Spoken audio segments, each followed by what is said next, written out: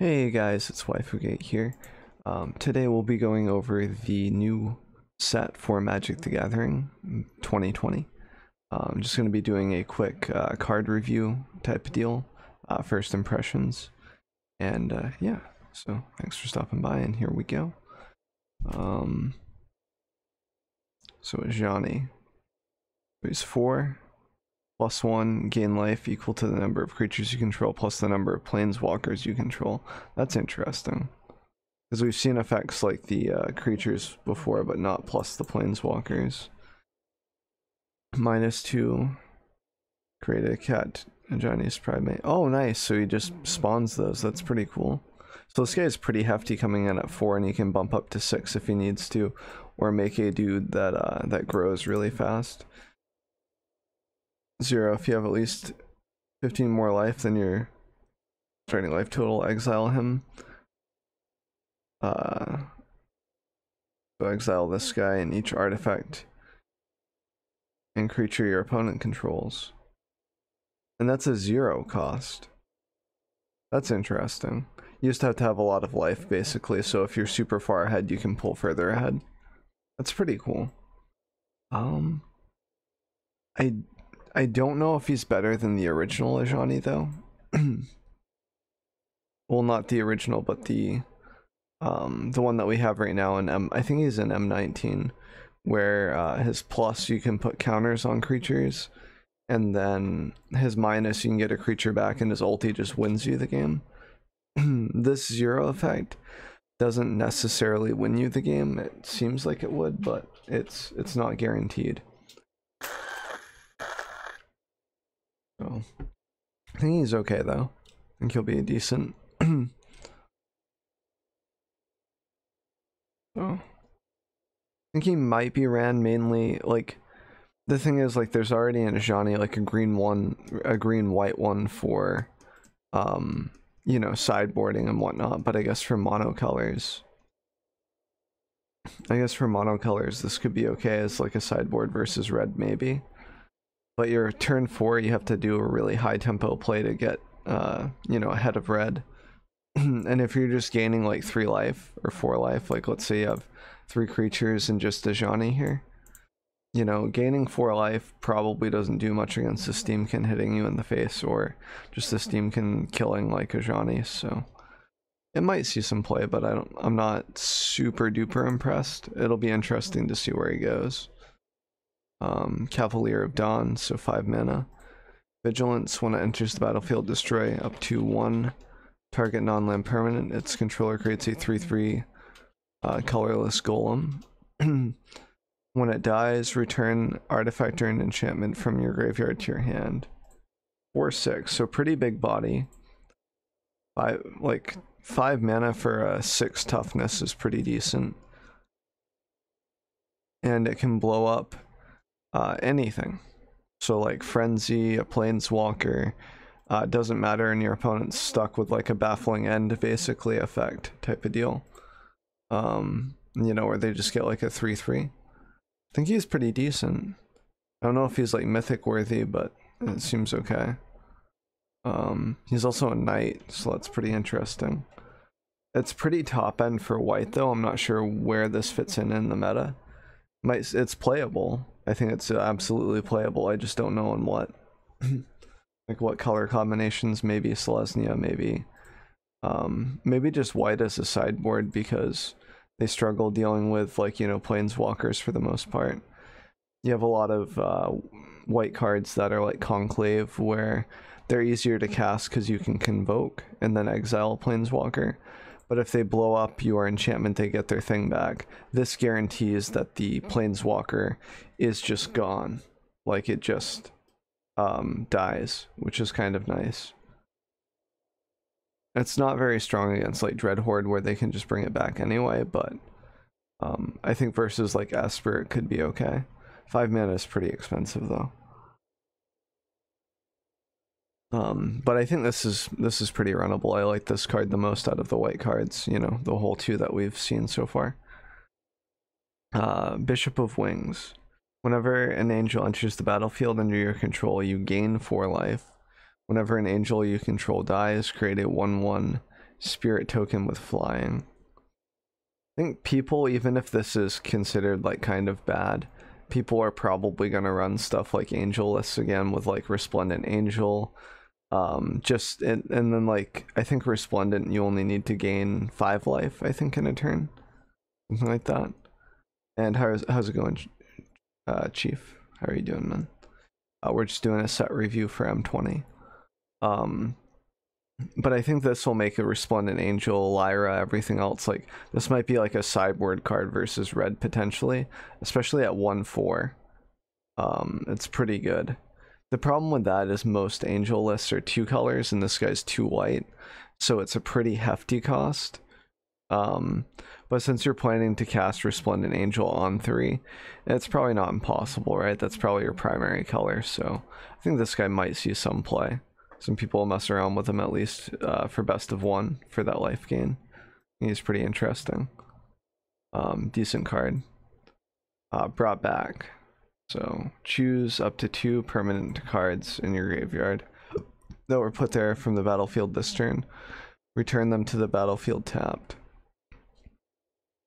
We kind of have effects like this throughout Standard, and no one, I feel like not a lot of people utilize them. I feel like they could be powerful, but they always feel like a little underwhelming. Like the timing's hard to get down with things being destroyed. You know.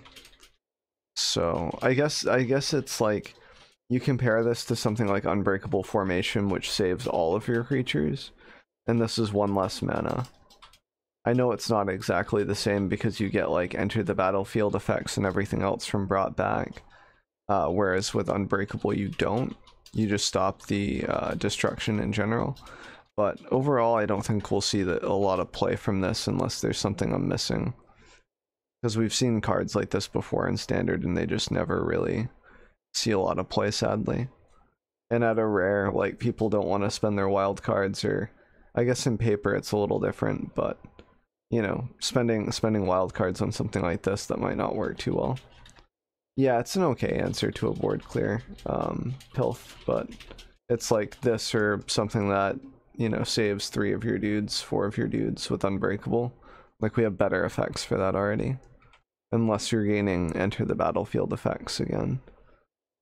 So, and it doesn't save tokens, right? So now it does say 2 permanent cards.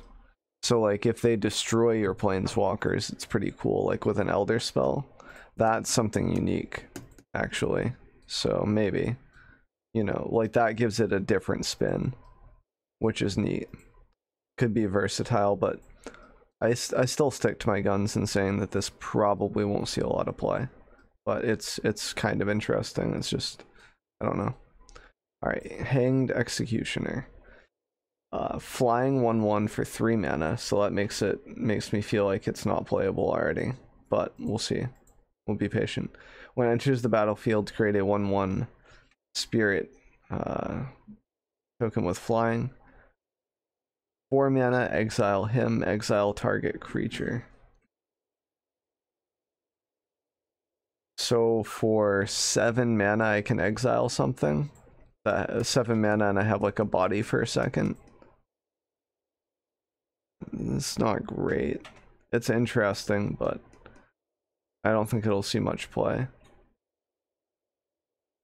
Like if it could exile any permanent and it was like 5 mana or something, and this had a bigger body, maybe, but this is like 3 mana and a meta full of shock, you know?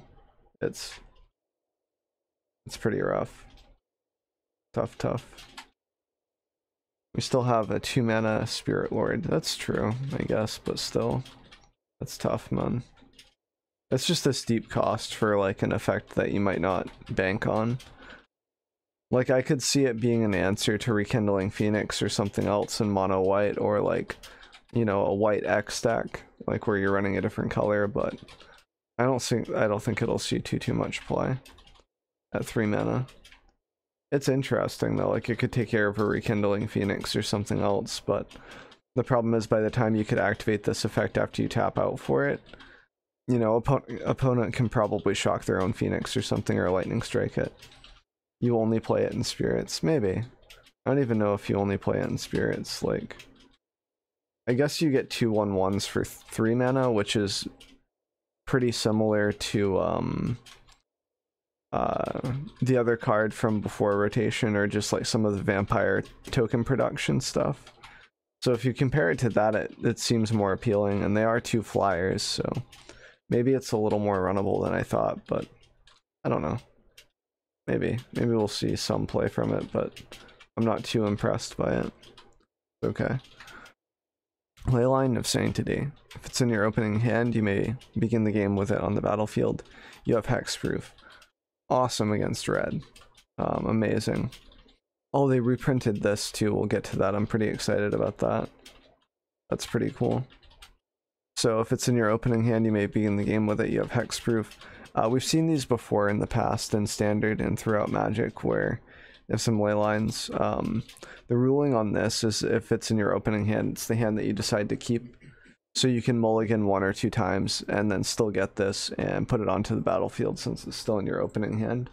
It'll be interesting to see how this plays into the London Mulligan with these ley lines. It'll be pretty fun. It'll be pretty okay.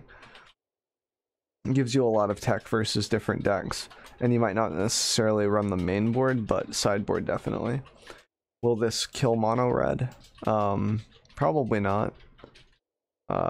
Mono red's still really strong, and you have to have this in your opening hand. And this isn't super great against all matchups, right? Like, you take, for example, like Gruul Planeswalkers. It's like, yeah, they can't lightning strike you, but they can still lightning strike your creatures to get through, and such, so... Yeah, it's like, mono red can still struggle through it and get there, but, you know, we'll see how it goes. I think that it'll be a nice sideboard versus mono red, if anything. It's like a Shalai that they can't interact with. So it's kind of nice. I think this will obviously see play in like sideboards at least, and maybe even main boards in some cases. It's a good card. I like it.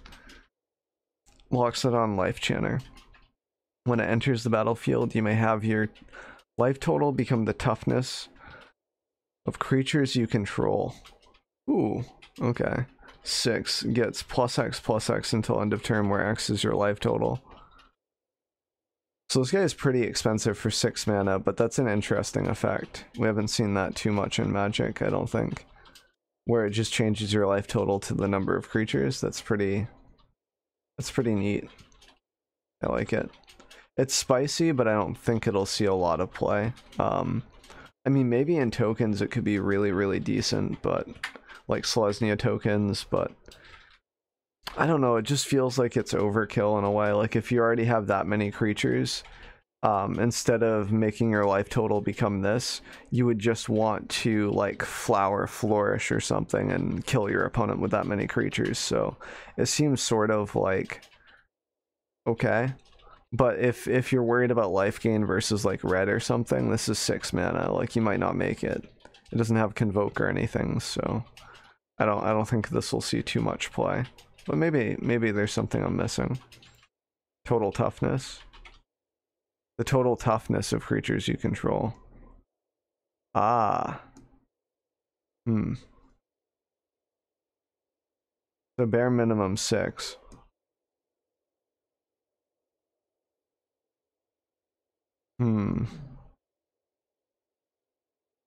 That's interesting. That's different.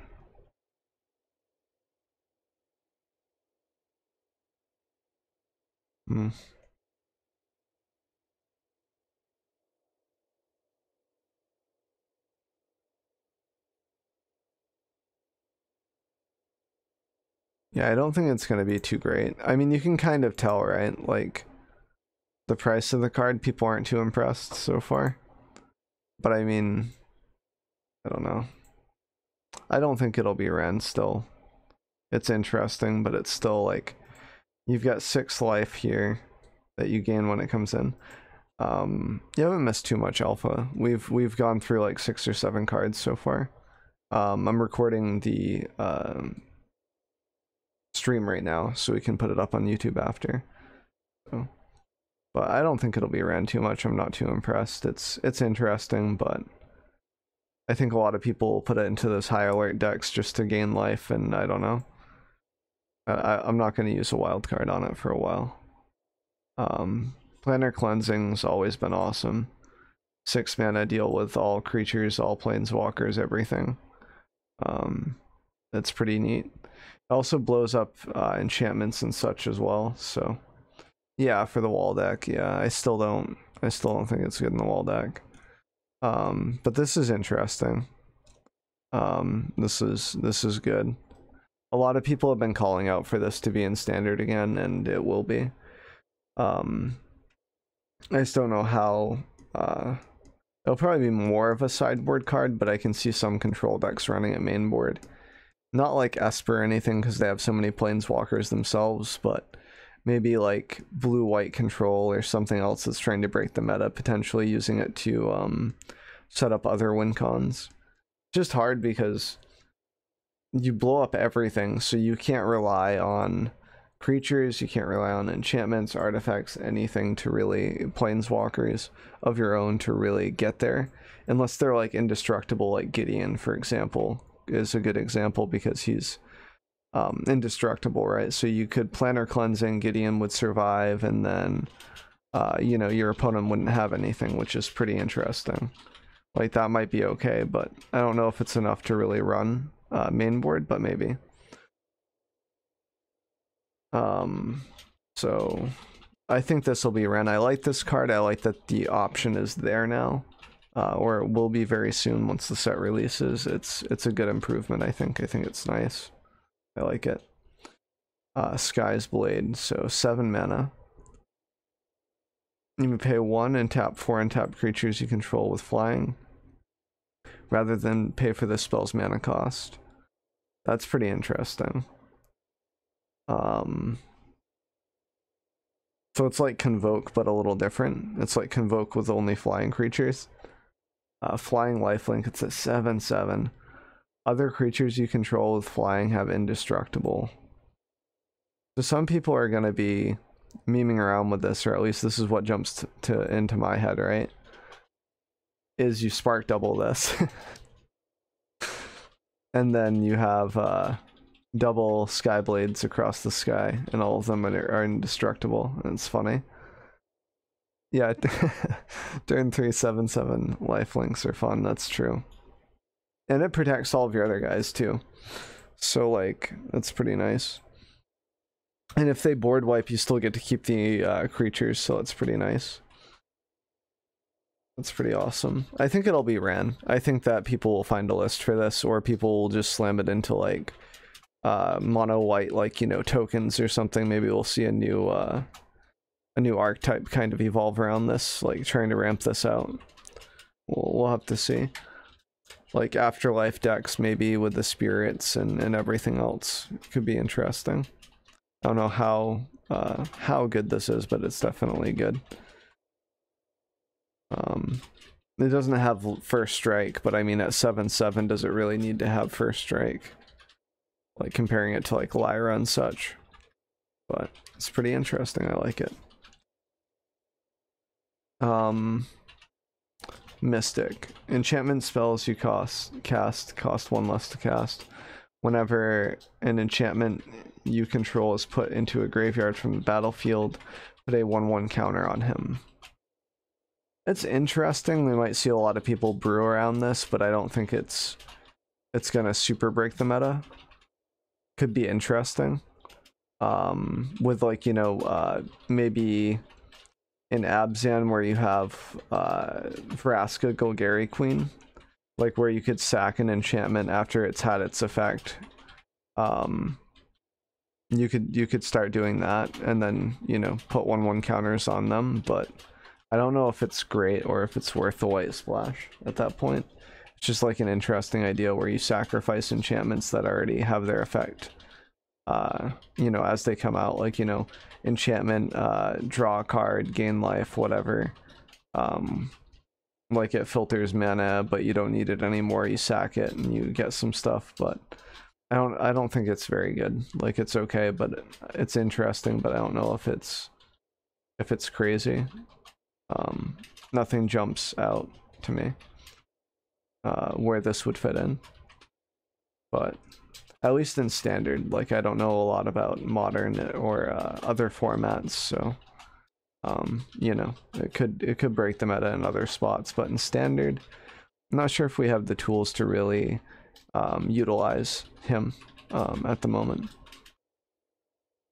Ancestral Blade. When it enters the battlefield, create a 1/1 token, then attach the blade to it.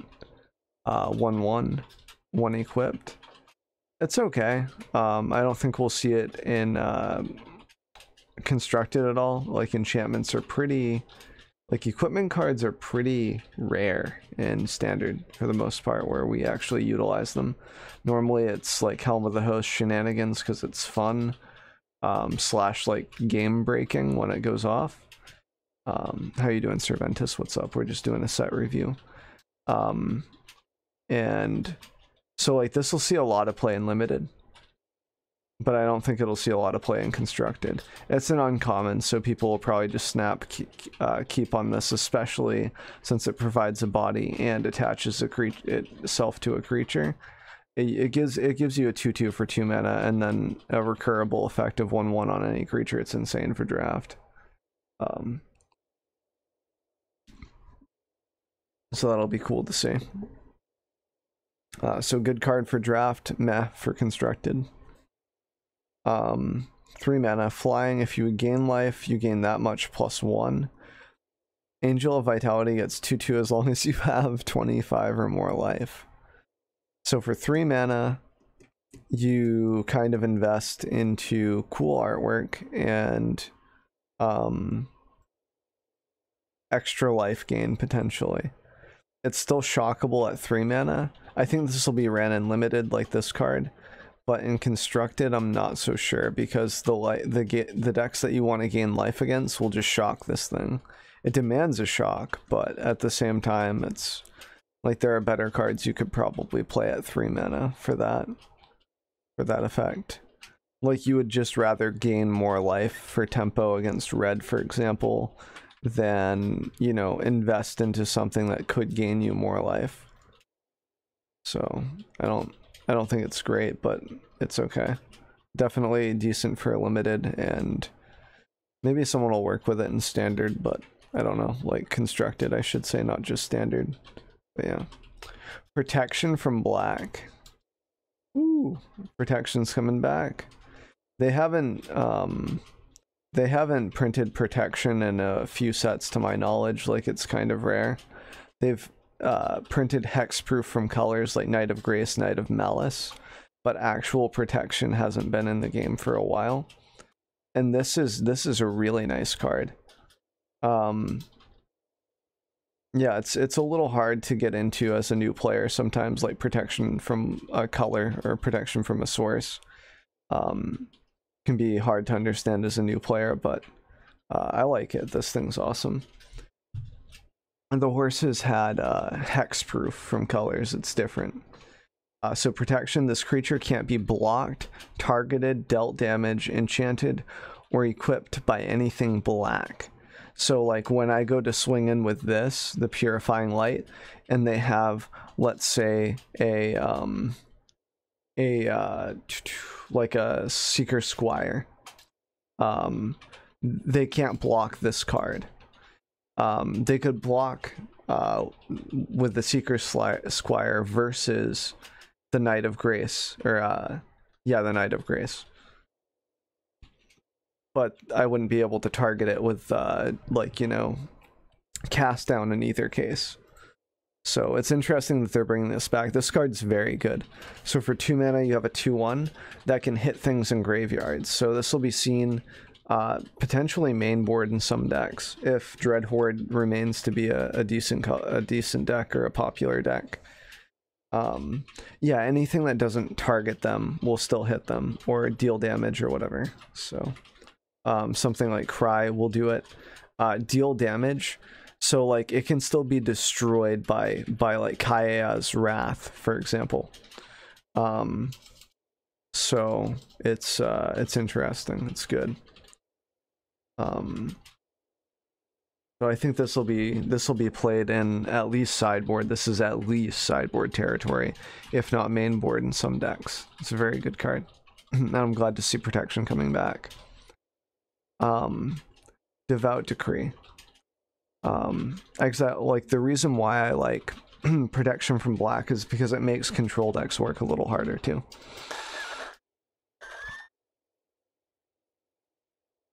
Because for me as a control player, if I can overcome something like protection or whatever else, or makes me feel good, and it's like, oh man, you know, they had the protection, they had a good sideboard, awesome, let's go to game 2 and maybe I can sideboard in something to deal with it. It's just like another layer to the game, another aspect, another thing to deal with, so I like that. Makes the game less bland, I feel like, when we have more effects like that. Devout Decree. So exile target creature or planeswalker that's black or red, scry 1. Great sideboard card, I think, for 2 mana. This gives white a way to interact with some planeswalkers. Problem is, a lot of the planeswalkers that we're worried about in Super Friends are white and blue, right? Teferi comes to mind.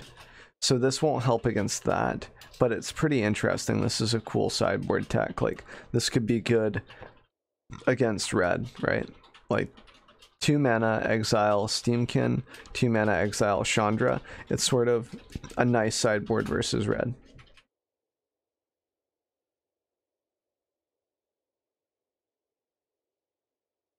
So it's gonna be pretty decent. This will see sideboard play at least. Well, definitely not main board, but sideboard it's good. Eternal Isolation, 2 mana, sorcery. Put target creature with power 4 or greater on the bottom of its owner's library. Awesome card, I love these cards. These deal with gods pretty well. Most of them, like the Black God from Menace, Kevin, all of these things are dealt with by this card. I remember someone playing like the one that tucks flying creatures and it messing with Kevin quite a bit in sideboard. So it's pretty good. It's pretty nice. It's pretty sweet. I think it'll see some sideboard play depending on how the meta evolves. So decent card. Fencing Ace, we've seen this guy in the past. I remember standard being like a Voltron deck almost for this guy, where you equip a bunch of pieces to him and he just goes to town for 2 mana. Got a lot of shocks and stuff to deal with him, but he can be very explosive. I'm not sure if people will gravitate toward that again or not. Oh, yeah, good call, good call. Okay, yep, that's something to consider, yeah. Good call. Okay. Yep, for sure. Thanks for pointing that out, guys.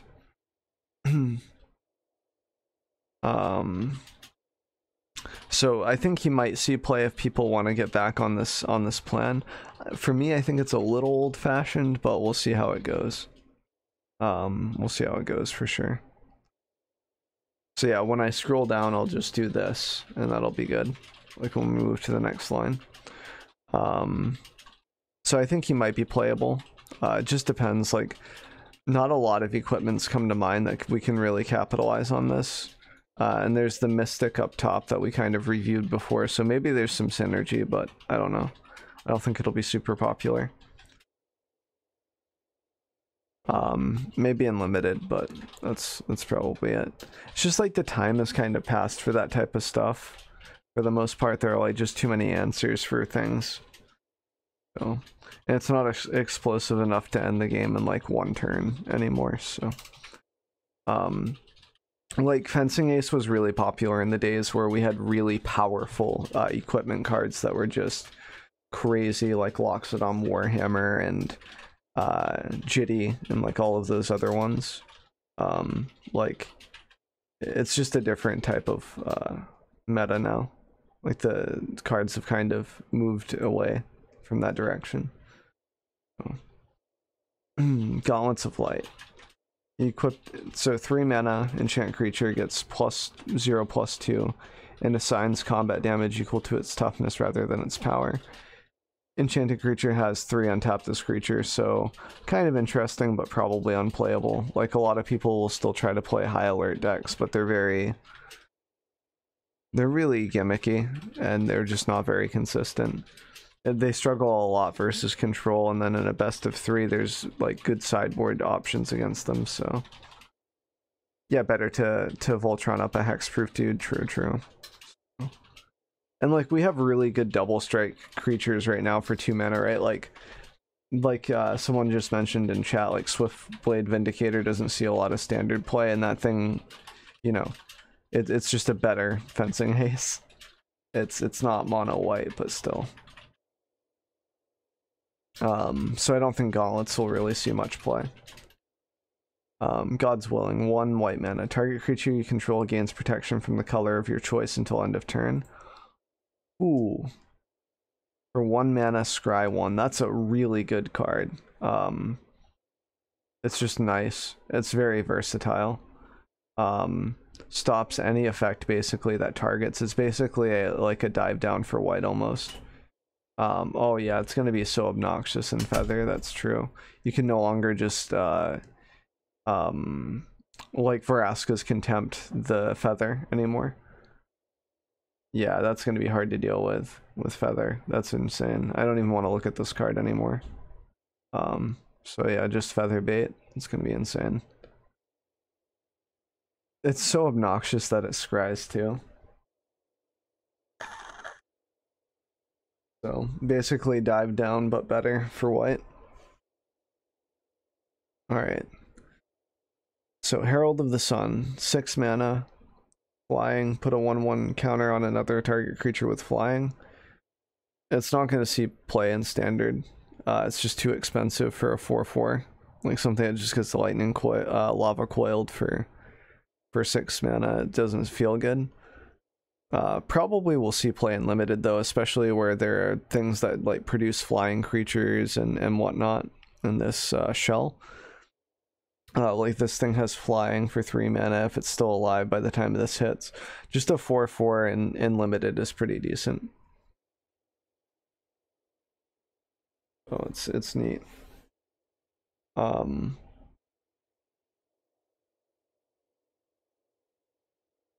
Loyal Pegasus, 1 mana flying, can't attack or block alone. This might be used in mono white potentially. I don't know though, like I don't know if people will sacrifice like the 2/1 aspirant over this. It could be a replacement, but I don't think there's enough replacements to make mono white super great. Hey, I'm not supposed to scroll all the way down when I do this. But this is pretty good. Loyal Pegasus. I don't know. I think it'll be good in draft as well, but I don't know if it'll see much play in standard.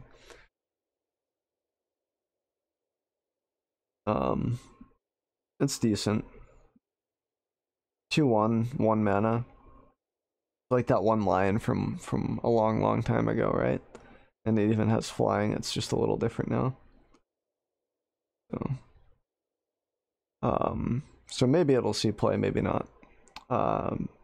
Master Splicer, 4 mana. When it enters the battlefield, create a 3/3 golem artifact token. Golems you control get 1/1. So it's a banner that can just get shocked, but it also produces a 3/3, so 2 bodies for 4 mana. Really good and limited. Not sure how good it'll be in standard, like constructed. Like it could be okay, especially if you can get enough golem stuff going on, but you know, I'm not really sold on it. We'll see what happens. We'll see how much more golem synergy they'll print. Rule of Law. Each player can't cast more than 1 spell each turn. Hello, Nexus of Fate. How are you doing? They're just going to bounce your thing anyway. They're going to deal with this, but it at least makes it really hard for them to deal with for a minute. Really good sideboard card. Nice. It's so good. It'll definitely see play in the sideboard. It's awesome. It's decent. It's gonna be really, really good. Rip. Yeah, rip red against that card, yeah. Yeah.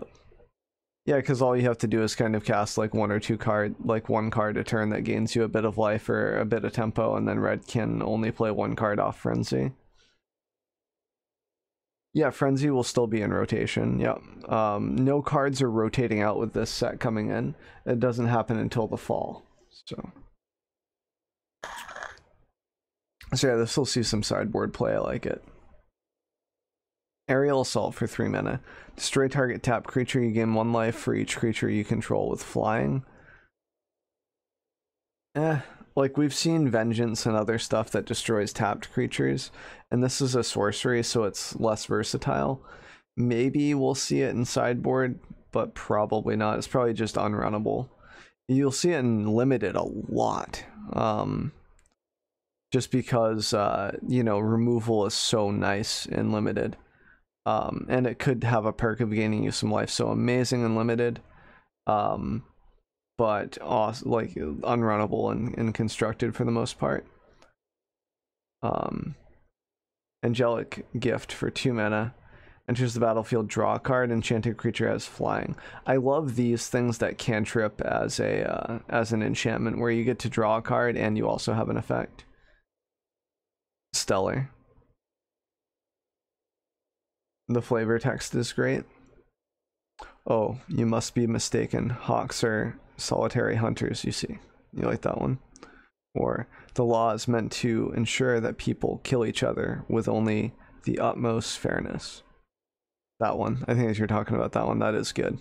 That's gold. But so this is pretty decent. Definitely in limited it'll get some play. I mean, you even see some cards that are in limited where they're really good. Like I used to do like hexproof turtles and give it flying. In the Dom draft, I think it was Dom. So this will see some play, especially in limited. I'm not sure about constructed, but definitely in limited it's decent. I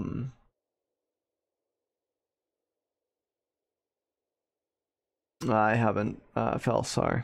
Like the rule of law and Teferi. I mean, it's kind of good. It's fine.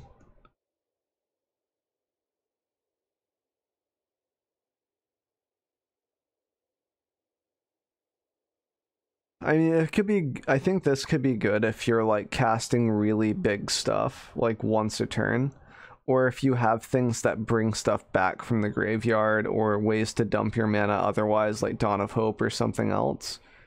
But other than that, like it's just a good sideboard versus like Nexus or other stuff. When you get to blue, I mean, I still don't think it's great for 3 mana. Like, I don't know. I'd have to take a lot of convincing then, because 3 mana to destroy something tapped, sorcery speed, it just feels kind of bad. I don't know. Foot Soldier. So for 3 mana, when Foot Soldier enters the battlefield, you may search your library for any number of cards and then put them into your hand and shuffle. Ooh, so Hawks, but not Hawks. That's interesting. It's like Squadron Hawk, but different. That's gonna see a lot of. I don't know if it'll see a lot of play in mono white, because it's not an impactful on the board state card. This is just a good tool against like control. Human Hawks, yeah. Like it's good, but I'm not sure how good it'll be.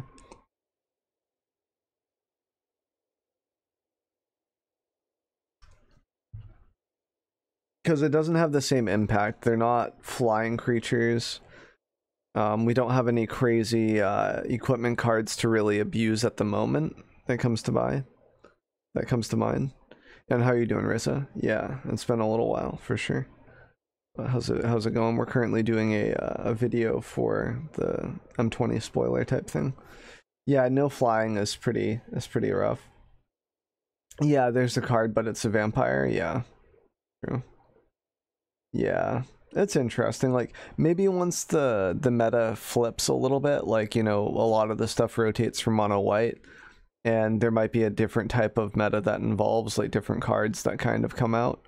He might see play eventually, but Right now, probably not. Maybe in limited, if you can grab like 2 of them for 3, like getting extra cards would be pretty cool, but you know, in constructed, it's going to be pretty hard.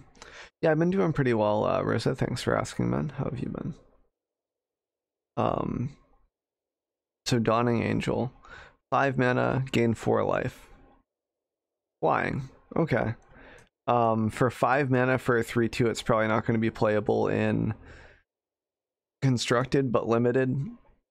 Flying is like the king of limited, and there's so much white flying right now in this set.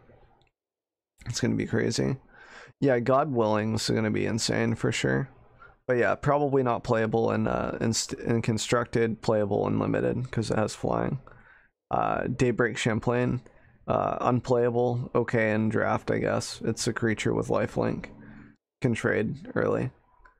Destroy target artifact or enchantment, disenchant. Cool. It's nice to have a 2 mana answer for that. Normally with white, we don't really have a lot. I don't know if we have an answer in standard for it right now for 2 mana that deals with both artifacts and enchantments, so this is good for sideboard. I like it. Because we have naturalize and stuff, and we have disenchant, but disenchant only hits enchantments, so this is a really good sideboard card. Glaring Aegis. 1 white. When it enters the battlefield, tap a target creature an opponent controls. Enchanted creature gets 1/3. I mean, I don't even know if this will see play in limited. Like, it could be good for the final swing out, but I don't know. It'd have to have an effect like tap a creature down whenever you swing for this to be really good.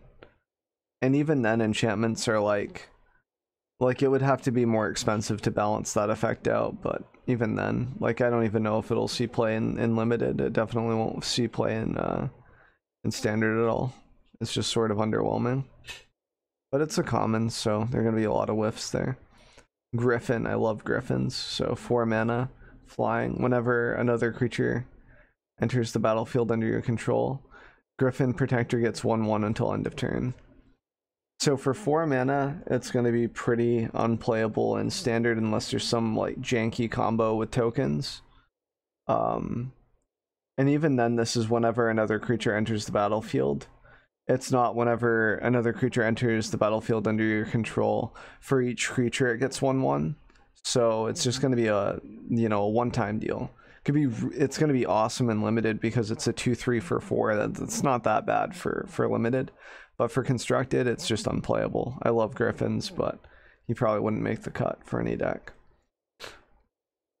Oh, hell, here's another Griffin. Nice. I love Griffins. So 3 mana Griffin Vigilance. 1/3. Man, they should have just made him a 2/3, and then he might actually be run in constructed. Maybe in standard. They're not standard. Maybe in limited it'll be played for a 1/3 vigilance. It's pretty good. The artwork's a little funky though. If you compare it to other artwork, maybe this isn't the finished artwork. I don't know. It's a little like almost traditional compared to like other Magic. Like this, like I remember as a kid seeing artwork like this almost. It is. It's a reprint. Okay. You get stacks 3/3 for other creatures. Does it? I thought it had to have like the specification for like for that many creatures it gets 1/1, but I might be incorrect about this. Someone can check me on it, but even then it's still kind of underwhelming. Like, it could be used in a combo deck, but it's probably not a good deck. But yeah, this is cool. I like this card. It's good and limited, but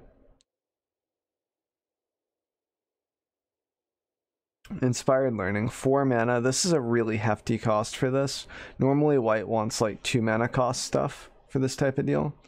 Like the card that gives your creatures 1/1 and then 2.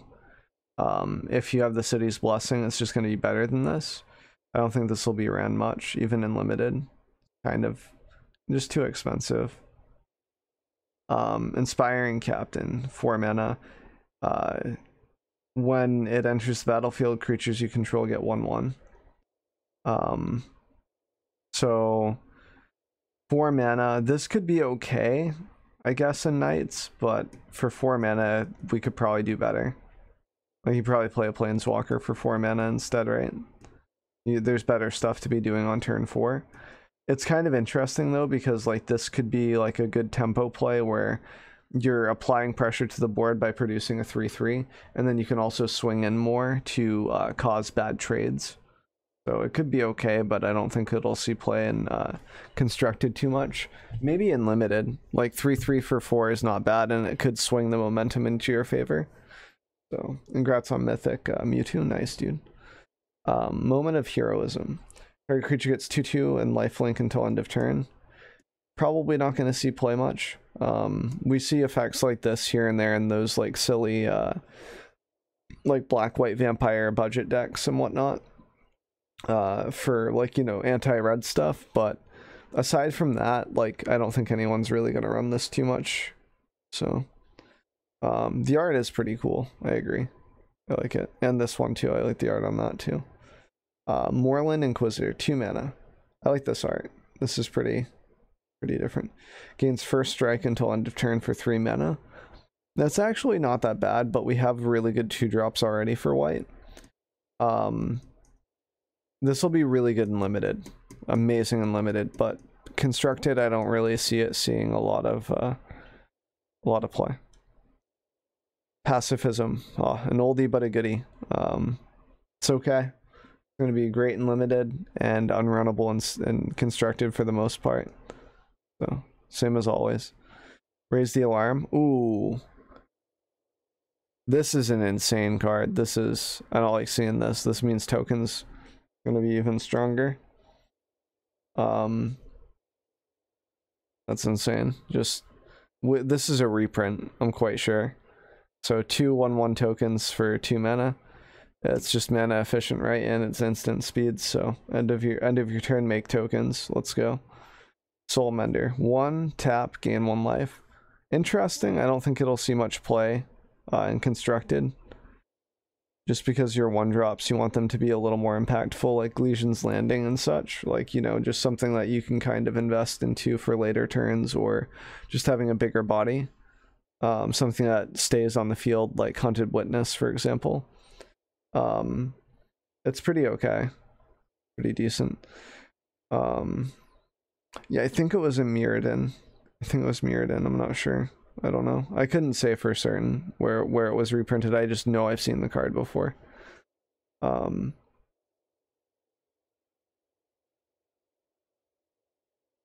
still have that card. Nice, Paloon Crow. Yeah. Works well with the new Ajani. Yeah, it could. I don't know if the new Ajani will be super crazy or not. Could be okay. It's like if I want to gain life with like an Ajani, I kind of want it to be with like the green-white one almost, you know? But who knows? Maybe it'll be good. Squad Captain for 5. Vigilance. Squad Captain enters the battlefield with a 1/1 counter for each other creature you control. That's interesting. I probably won't see a lot of play. Maybe in limited, just because it could be a super big bomb late. By that time, you probably have like 2 or 3 creatures on the board, and that could swing tempo back into your favor. But other than that, I don't think it'll see much play in constructed. It's just not. It's just sort of a win more card almost. It doesn't like stabilize the board if you're behind at all. Steadfast Sentry, 3 mana. When it dies, put a 1/1 counter on target creature you control. For 3 mana, he actually looks really good on paper. Cool artwork. I like the moon there in the background. Yeah, it's going to be an awesome draft card for sure. I don't think it can be ran and constructed for the most part. We just have better cards at 3 mana. But I mean, this is a common from a core set, right? So like, what are we supposed to expect? But I think it's good. It seems really, really solid for draft, and I like the flavor of the card. The Ox, dude. Ox stack. They're coming back. You gotta watch out for this one. This is gonna be insane. The Oxen. Oh my god, 0/4 for 1 mana. Can't beat it. What a beast. Man. What a yoke. Yeah, the O4 Ox, nice. I love it. It's good flavor. All right, let's move on to blue. We got that. I love the art for this card. I like waifus. Let me scroll up though. I don't want to block this from the video. So I saw this spoiled. A lot of these I kind of tried to save for the review. I kind of wanted to be impressed as I read, as I saw the cards, instead of refreshing the page constantly each day and getting the spoilers as I went. Just wanted a genuine first impression, you know, video for this stuff. So that's what we're going for. But I saw this is one of the few that got spoiled to me because someone said new waifu, and here you go. So cute planeswalker. +2 it starts out at 3 with 2 loyalty, and it can jump up to 4 instantly before responses, so it can't get lightning struck. Like it can, but it doesn't kill it, right? Until your next turn, up to 1 target creature gets -2 and loses flying. So sort of like those Dovin effects where you just stop damage from something, but less reliable in a way. The loses flying is pretty interesting, but like unless you're doing something like destroy all creatures like that don't have flying or whatever weird effects could happen, it doesn't really matter too much. I guess if the thing is a like 4/4 flyer and you make it into a 2/2, maybe your ground units can block it. Especially if you have a yeah, like that's pretty much the only difference, right? -3, create a 4/4 blue elemental bird creature token with flying, so like a Sarkon effect, just not dragons, a little different, right? -8, an emblem with islands you control have tap, draw a card. Awesome effect. In regards to ultimates for a 3-mana walker, that's pretty good. A lot of 3-mana walkers don't just win you the game. Like, for example, Gideon, -6, right? Exiles one thing, you know? This allows you to have infinite value, basically. It's pretty cool. Good in a mill deck? I'm not sure. So I think it's pretty decent. Pretty awesome. It's the name of the planeswalker, so Yan Ling. It's just a new planeswalker name, basically. So waifu. Yeah, I like the ultimate a lot. I think this will be ran quite like a little bit. Like you have to compare it to like Narset on 3, right? And that's pretty hard to compete with. But this does produce creatures, so maybe like in a creature deck, this could be a good sideboard card for like mono blue potentially. Maybe, I don't know. We'll have to see. Like it'll be a good sideboard option for a lot of creature decks, and I think it's pretty interesting. It does allow you to put pressure on your opponent as well with creatures to end the game. So, okay, Cavalier of the Gales. So for 6 mana, 3 blue, 2 colorless. Elemental Knight. So this is the second Elemental Knight that we've seen. We had the other Cavalier that blows something up as it comes into play and gives your opponent a 3/3 golem. We'll see what this one does. When it enters the battlefield, draw 3 cards, then put 2 cards from your hand on top of your library in any order. When it dies, shuffle it into its owner's library and then scry 2. I love the flavor of this card. I miss these types of cards that just kind of recur a little bit, and we get a little bit of flavor from that with the gods, but this is a little different, right? This is more like, I don't know, traditional, almost like different, like old, has sort of like that nostalgic effect almost. It's kind of neat. I like it. I don't think it'll see a ton of play. It does fix your hand. It is a 5/5 flyer for 6 mana. Absolute bomb in limited, but I mean, what mythic isn't a bomb in limited, you know?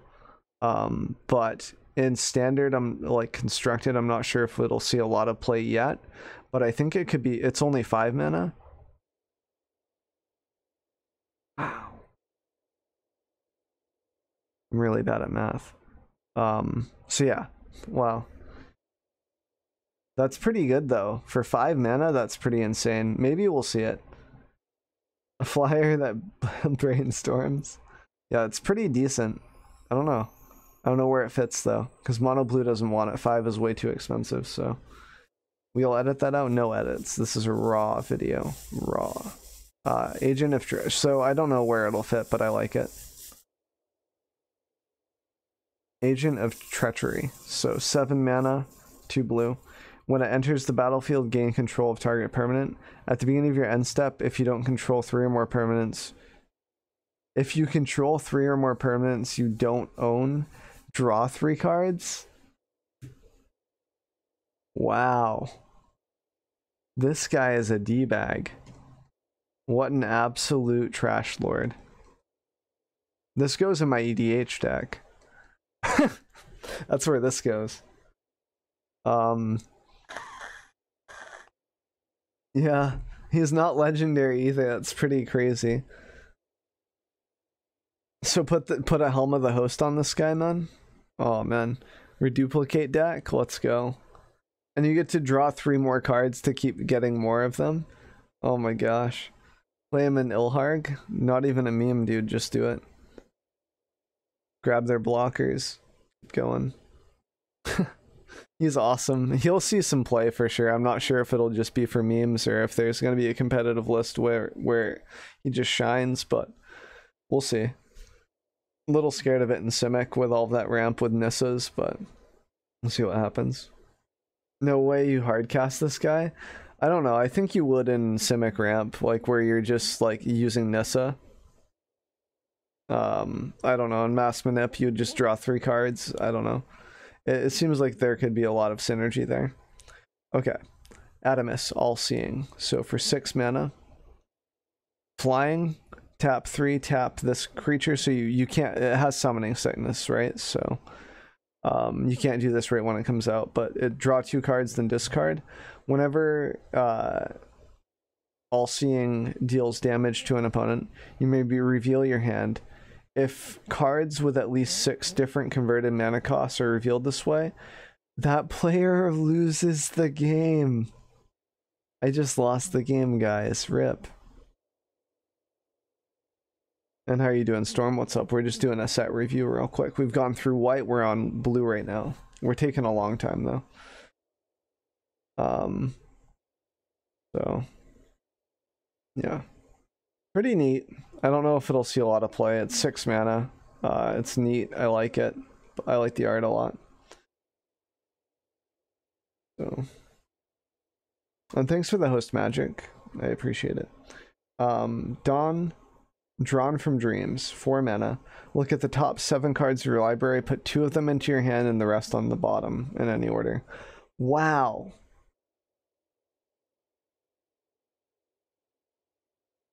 That's insane. Destiny board? Yeah, it's a hard win con for sure. It's interesting. Like, I think you could set it up, but it's really easy to stop, right? Like, all you have to do is kill this forehead. Yeah, I think this will see play. Jeez. Yeah, I think at least as a one of. Just to dig. Maybe 2. That's insane. This is a good card. This is just an insane card. It's just a lot of vision is what it is. That's insane. It'll see some play for sure. Dungeon Geists. I like Geists. As long as they're not Geists of Saint Trath, I'm okay with it. So 4 mana. When Dungeon Geist enters the battlefield, tap target creature and opponent controls. That creature doesn't untap during its control or untap for as long as you control Dungeon Geist. Interesting. For 4 mana, 3/3 flyer. It's a really good effect against anything that can't just kill this, you know? Like against white, this would be pretty insane. Against like things that don't have straight up kill spells, it's pretty neat. So against Simic Ramp, it's pretty weak though. I'm not sure. It'll probably see some play. Spooky art, it is spooky art. It's nice. It's cool. But I'm not sure how good it is. It seems okay though. Flood of Tears. So for 6 mana, sorcery, return all non-land permanents to their owner's hands. If you return 4 or more non-token permanents you control this way, you may put a permanent card from your hand onto the battlefield. This is pretty insane for those like Ali decks, right? Ali decks where you just try to combo off, you try to do something really cool, like you slam down Omniscience or something. instead of your other stuff. Yeah, it's gonna be crazy. Yeah. And then destroy all their lands with that one saga, yeah. Be a funny combo.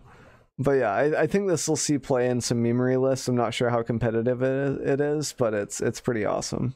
It's pretty cool. Pretty neat. I like it. So A+ for memers for just brewing decks. I think it'll be a good card to brew around, and yeah, so we'll see what happens with that. Leyline of Anticipation.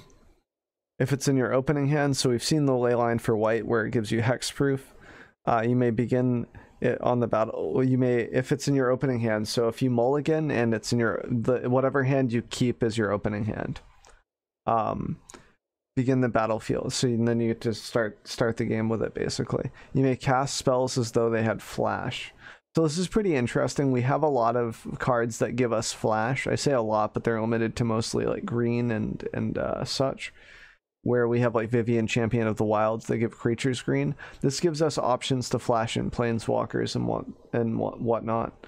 So it can be pretty interesting. You can brew around this, but I don't know if it's super crazy, right? It's decent, but I don't know. Like, you can brew around it. I'm not sure if it's super great or not. You'd just rather have another planeswalker to play in, for the most part, in you know, Esper Super Friends decks and everything else. So, but like end step Teferi. Well, not even end step, right, Mage? You can just yeah, it's pretty insane. So bad if it's not in your opener. True. Yeah, that's true.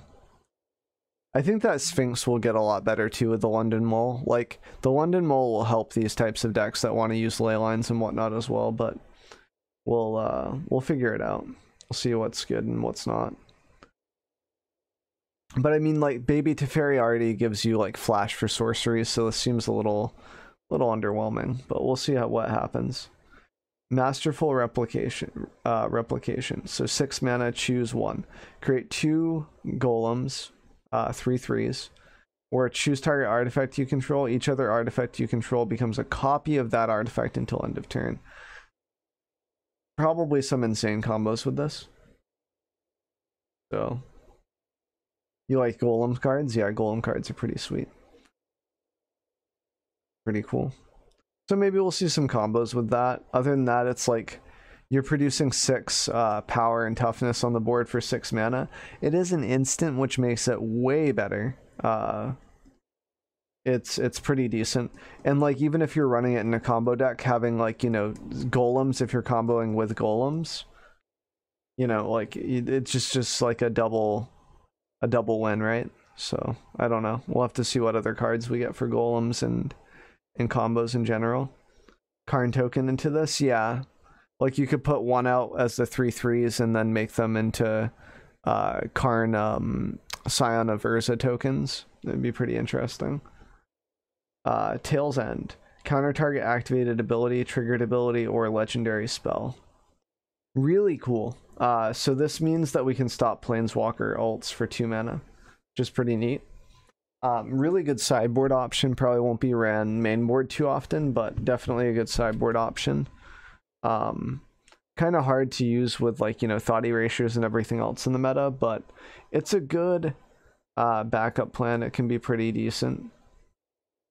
And yeah, if they have Teferi 3, you can't really use it, but I mean, other than that, it's pretty nice. You like the art and the flavor tags? When you are gone, will anyone remember your story? Unknown. How ironic. They did that on purpose. But yeah, it'll see sideboard play most likely. Aether Gust, 2 mana. Choose target spell or permanent that's red or green. Its owner puts it on the top or bottom of their library.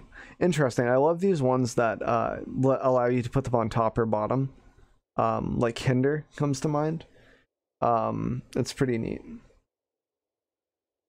I like it. It might be ran in sideboard, but it's very, very specific. Unless there's a deck that just absolutely gets punished by putting something onto the bottom, like if gods become really crazy, like green gods or red gods, maybe. But other than that, I don't know if it'll see a lot of play, maybe sideboard-wise. 5 mana, flying. The biggest bomb in like limited, not the biggest, but one of the biggest ones. At uncommon, this is crazy for draft. Pretty much unplayable in constructed though.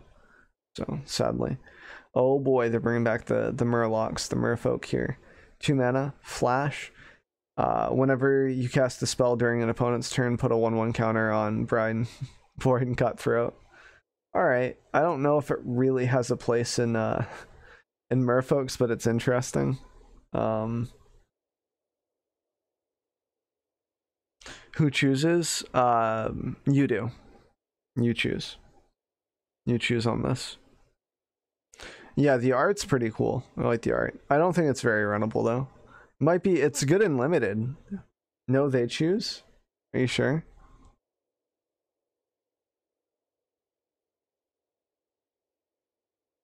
Its owner.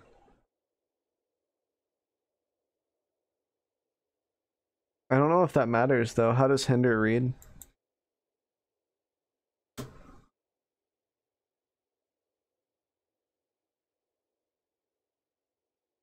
So if it's countered this way, put that card on top of its owner's library instead, like on top or bottom. I get to choose this one. So if this effect is similar, then this should work. Its owner puts? Its owner puts. Put that card. Okay, so this says put that card on top of its owners. Okay. So yeah, I guess they do get to choose if this comes first, probably. More than likely. I think you guys are right. So still probably unrunnable either way. Magic teaching us grammar. It happens. It happens.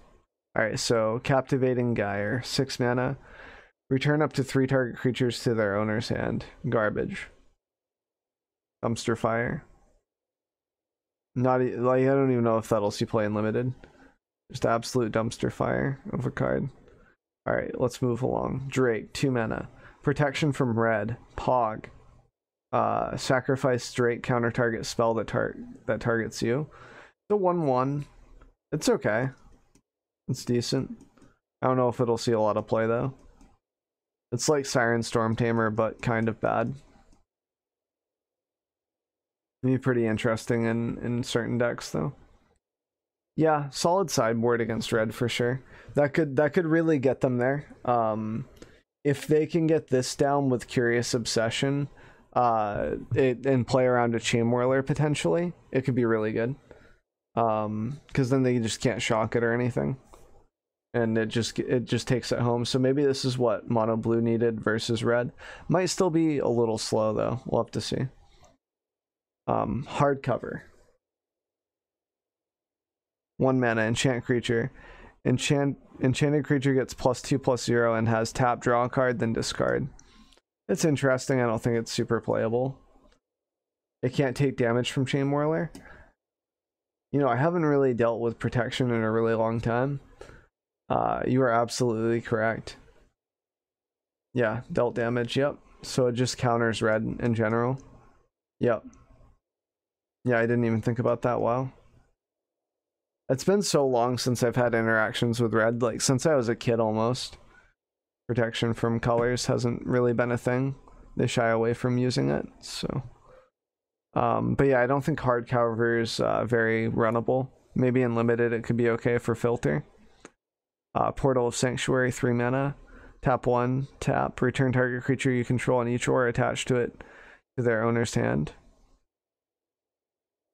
Activate this only during your turn. That's really interesting. It can't block red? No, it can block red, they can't block it. That's insane. So this is interesting. Maybe we'll see some combo decks or some value decks with this, but overall probably not playable. Like, it just seems very, very gimmicky. So, Renowned Weaponsmith for 2 mana. tap, add 2. Spend this only to cast artifacts or activate abilities for artifacts. Tap 1, tap 1 blue, tap it. Search your library for a card named Heart Piercer, Bow, or Vial of Dragonfire. Reveal it and put it into your hand. I don't know if this is good or not. I haven't seen these yet. We're going in order, so we'll have to maybe revisit this guy. Maybe someone can remind me when we get to the next cards to look back on this guy to see if this guy's actually decent. So all 3 of those cards are dumb. It's a reprint. Like dumb as in good or dumb as in overpowered, like or like bad. Rip, dude. No need, pretty bad. Rip, dude. Rip this guy. I thought you might be good. Your art was cool. Spoiler alert, it's garbage, I guess. Scholar of Ages, 7. Enters the battlefield, return up to 2 instant sorcery cards from your hand to your graveyard. Pretty okay in limited. 7 is pretty steep, but that could just win you the game at that point. Probably not runnable in constructed, though. I doubt it.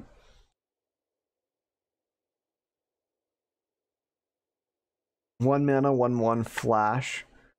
Flying, draw a card. I actually like this a lot, especially the art and stuff. I like this a lot. Sailor is awesome. Like, this is pretty decent. It's also a pirate, so maybe Dimir Pirates will make a comeback before the end of the Sol. This might even be ran in mono blue for a little while. I don't know if it's better than Terramander, but draw a card. Is pretty decent for 4 mana. It makes it so you don't run out of gas. End of turn draw is pretty nice, so maybe it'll see some play. Awesome and limited, because there's not a lot of interaction with creatures, and that could just get you really far ahead really fast, so it's neat. Warden, 3 mana, flying. Creatures with flying cost 1 less to cast. Awesome and limited, and you probably build around it and construct it a bit. There was a Flyers deck a while back that ran like mono blue, but it was a little different with the card that gives all Flyers 1/1. So it's not too bad. Like, people might build around it, but it's definitely good in limited because it's a 2/2 flyer for 3. But I'm not sure if it'll see a lot of constructed play. Wave Crasher. Enters the battlefield, return another creature you control to its owner's hand for 4 mana. You could combo with this. There have been cards like that before in the past. I love the reprint on Anticipate, by the way. I just saw that. I just like the option. It's a really good card. I love it. But I don't know. It seems okay. 4/4, it could be decent and limited if you have a repeatable effect or something, but seems gimmicky at best, and there are probably better things to do on 4 mana with your turn. Like, in regards to returning a creature to its owner's hand, you'd rather just like spark double for 4 in constructed right now if you're doing a combo like thing, like, you know, it seems kind of underwhelming. So Anticipate, we already went over that. Just great card. I love it. Instant speed, look at the top 3, grab one of them. Helps you land fix early, or finds a threat late game, just helps you dig. Unconditional too, it's not like non-creature or anything, you just grab whatever you want. A+ for me. Befuddle, reprint, nothing special here. Sometimes like this is decent and limited, right? Where it's a cantrip and it draws you a card, can win you the combat. It's okay. Bone to Ash, I believe, is a reprint, 4 mana, counter target creature, draw. Way too conditional, kind of garbage, might be okay and limited. But constructed, it's not going to see much play, if any at all. Boreal Elemental, 5. Spells your opponents cast that target the elemental. This guy costs 2 more to cast. Garbage and constructed, awesome and limited. Like, that's sort of the theme, right? If it has flying, it's okay and limited. A lot of flyers in core 20, men. If you're not running a deck that can deal with flyers or that has flyers in general, it's going to be hard to deal with. Seer, 3, flying, another flyer. This is an awesome card for limited, holy moly. Almost standard playable. If it was like 2 mana, it would be playable, I think. It is a wizard as well, but it's just, it doesn't have flash or anything. If it had flash or 1 mana less for cost, it would be playable. If they made it double blue, flying, draw a card, Be pretty good. But as of right now, for a common card, it's really good. That's going to be insane. Why is that common? For drafting purposes, that's insane. Convolute. Counter target spell unless its controller pays 4. So Scuffed Mana Leak. It's like an in-between of Quench and Mana Leak, right? So it's okay. I don't think it'll see a lot of play. Miscreant, 1 mana. Fairy. Oh no, they're bringing fairies back. I know what this means. When Fairy Miscreant enters the battlefield, if you control another creature named Fairy Miscreant, draw a card. Dumpster Fire. It's a 1/1 flyer, so it could be okay, especially if you get multiples in draft. It could be cute, but that's about it. Oh, Gravecrawler's gonna love this one. We got another crab for him to pick out. Instead of the Hedron crab, we got the Fortress crab. Dude will hold it down for you. 1/6 for 4 mana. Insane. Unbreakable and unappetizing. The crab grows uninterrupted, sometimes to the size of a cottage and beyond.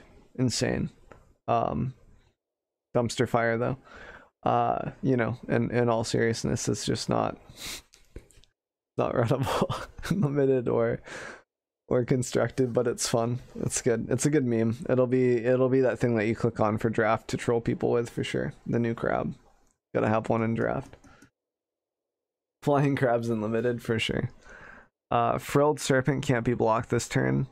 Dumpster Fire for constructed, awesome for limited. Just having a bomb at 6 isn't too. It's asking a little too much for it. Like you have to get into late game, but the artwork's awesome. It's cool. We'll probably see some limited play. Frostlings, 3 mana. When it enters the battlefield, tap target creature and opponent's controls. The creature doesn't untap during its controller's next end step. So great for tempo and draft, but unplayable and constructed. So it's just too much mana for a 2/2 that doesn't have like a staying effect, you know. It's a one-time thing. Metropolis Sprite, 2 mana. Gets +1/-1 until end of turn, flying. It's okay, it's a rogue. If fairies are really crazy at some point or another, it might be runnable just as a filler. But other than that, it's probably not going to see a lot of play. Like blue has better things to do, and this 1 mana could be a spell piercer or dive down instead, so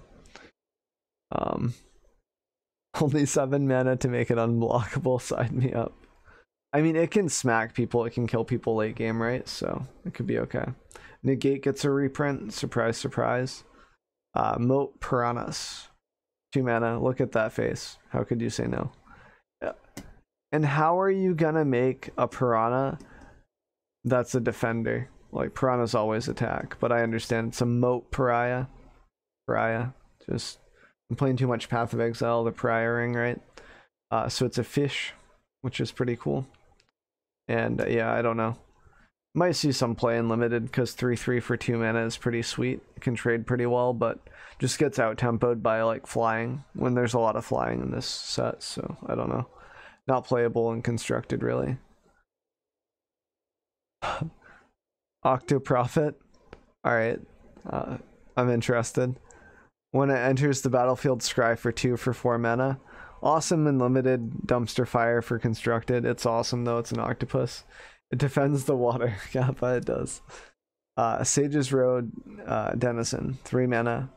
Whenever another blue creature enters the battlefield under your control, target player puts the top 2 cards of their library into their graveyard. So mill shenanigans could be okay. Could be funny and limited. Like the amount of mill that can happen in limited is pretty cool.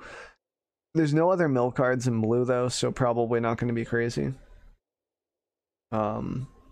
I don't know. It's not really playable in my eyes. Sleep paralysis. I suffer from this a lot. No kappa. I used to.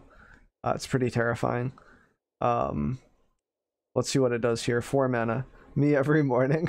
That's so rough, dude. When sleep paralysis enters the battlefield, tap target creature. It doesn't untap during its controller's untap step.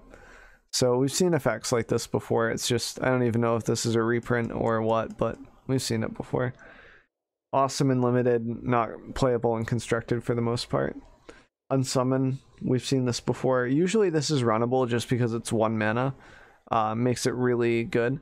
We have a lot of effects that are like 2 mana and you get to amass or do something extra for 1 mana. But at instant speed doing this, it could be worth it to run this in your sideboard or even main board for tempo sometimes. It might see play. It wouldn't be crazy for it to see play. It's seen play in the past, so. The spell costs 1 less to cast if you control a creature with flying. Draw 2 cards. Sorcery. This is actually pretty good. Divination. We've seen Divination get play for 3 mana before. Other cards that have City's Blessing, you draw an extra card, stuff like this. So for 2 mana, draw 2. It's like a better Charter Course, aside from like, you know, the effects of needing Phoenixes in your graveyard and whatnot. So this could be pretty interesting. This might actually see play eventually, so it's pretty decent. I don't think this will see play in Phoenix decks, only because you want the discard effect though with Charter Course. But this could be like a good flying, like if you have a Flyers deck, this could be good to refill your hand with instead of Charter Course. But we'll see what happens. Zephyr Charge, 2 mana. Target creature gains flying until end of turn. This could see some play. I don't know. Especially in limited. This is such a bomb in limited because it's like any creature you have gets flying. But I don't know. Oh yeah, with Kevin this would be insane. That's true. Mage. Yeah, I got you. But yeah, this will see some play in limited. Not so sure about standard, but it's pretty interesting. Pretty interesting. So we got through the blue. Let's go with the black now. Sorin. Nice artwork. I like this. 3 mana. Let me scroll up here so you can actually see it. Target creature you control gains Death Touch and Lifelink until end of turn. If it's a vampire, put a 1/1 counter on it. He starts out at 4 loyalty for 3 mana. Woo! That's not bad. That's pretty decent. In vampires, that could be pretty insane. You pair this with the other Sorin, like there could be a lot of combinations here. Not bad. +1, another +1 effect, okay. Sack a vampire. When you do Sorin, deals 3 damage to any target and you gain 3 life. Insane. So black, mono black gets the lightning strikes. Actually like lightning helixes, right? So sacrifice a dude and lightning helix something. Awesome. Amazing. Except that it can hit planeswalkers. Lightning Helix can't hit planeswalkers anymore, I don't think. -3 may put a vampire creature card from your hand onto the battlefield. Vanya, just any crazy vampire that I want can come from my hand into the battlefield. That's pretty insane. This card's awesome. I think this will see play for sure. For 3 mana, that's insane. Like, and this is easy to splash for too, right? Like, you can very easily run the black-white vampire stuff or whatever you want with only 1 black cost. Even if there's not like a crazy vampires in rotation right now, they could print some and this could just gain you value later. It's pretty interesting. I like it. Cavalier of the Night. So 6 mana. Or 5 mana, sorry. 3 and 2. 3 + 2. Repeat with me. 3 + 2 is 5. Good. Okay.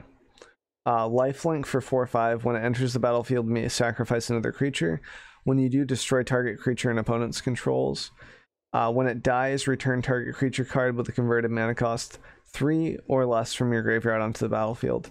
It's okay, but I like the other 2 better. Like the white that blows up anything gives you a 3/3 for 5.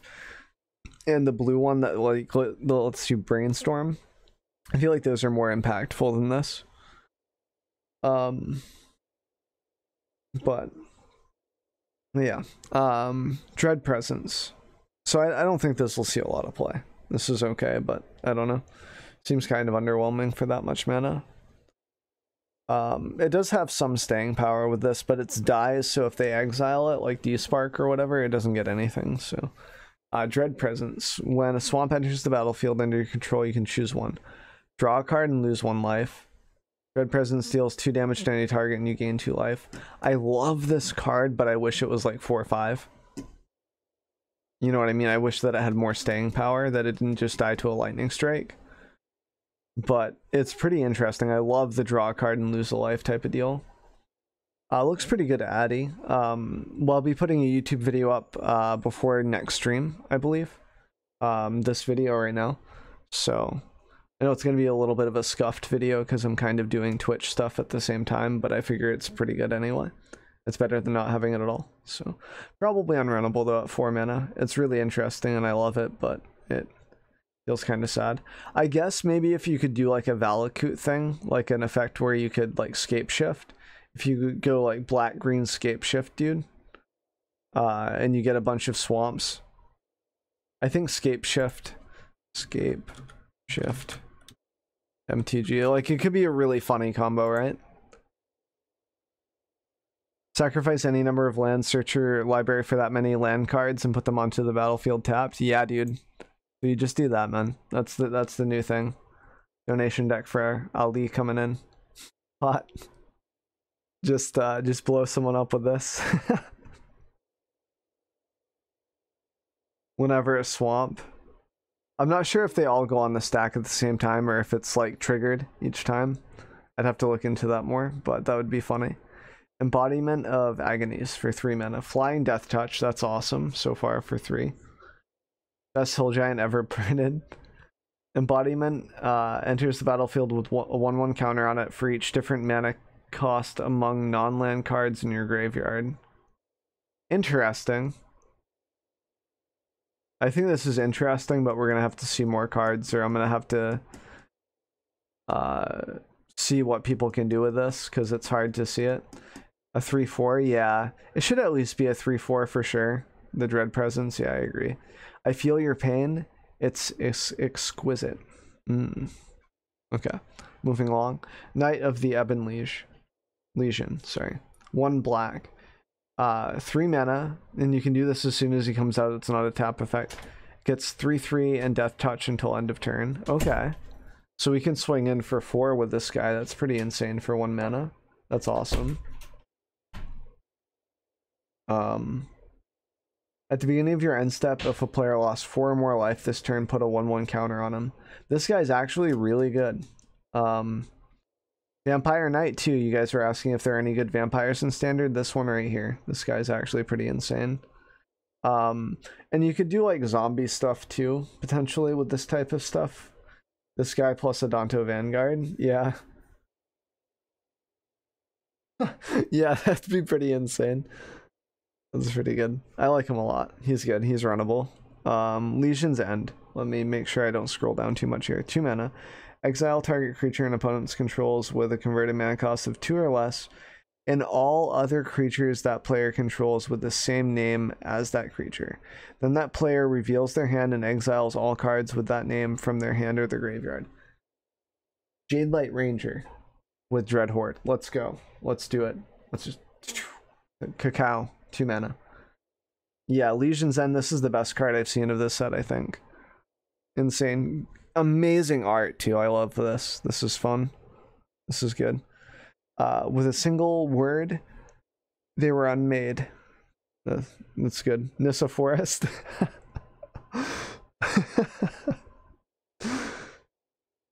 Wait, does that work? Dude, that could actually work, couldn't it? 2 or less can't hit Jadelight. Oh my gosh. Can I say anything that's like dumber today? Jeez. I'm not awake yet. Counts as 2 right on the battlefield? I think it does.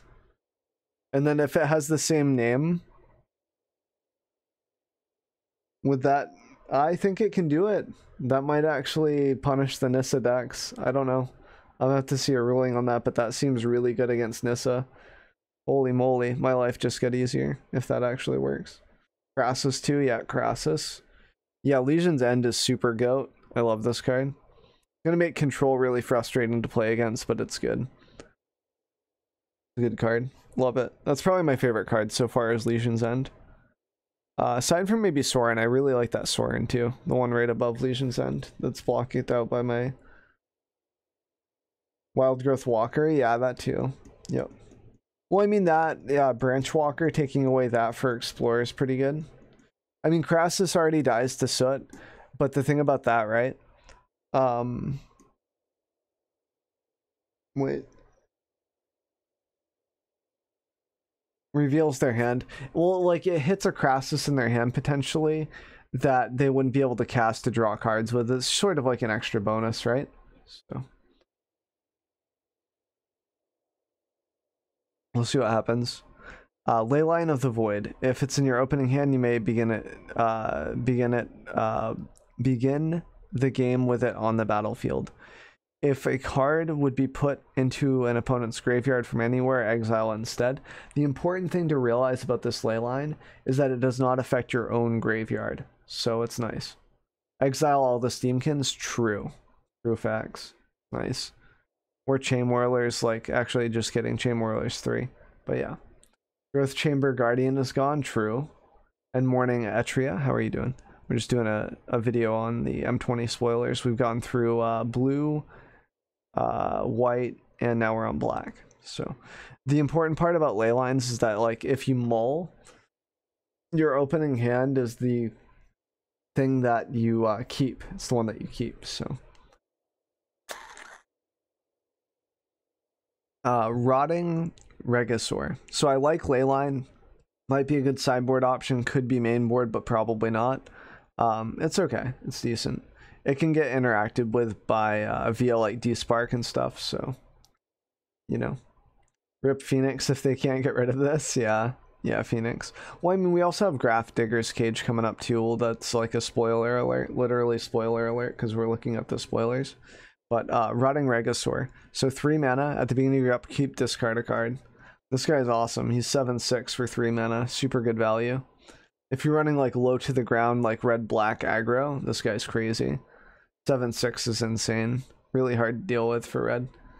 Like, what's red gonna do against this? I guess they just Lightning Strike Wizard's Lightning it, and then you don't have a hand in your set. But still, this looks like a reprint with this type of artwork. Scheming Symmetry, 1 mana. So I like this one. I think it'll be Ren in certain decks. Like, we'll have to see where its true home is, but it looks really strong. Could be really good in like a Frenzy / Theater of Horror deck for like red-black, maybe. Scheming. Choose 2 target players. Each of them searches their library for a card, then shuffles their library and puts that card on top of it.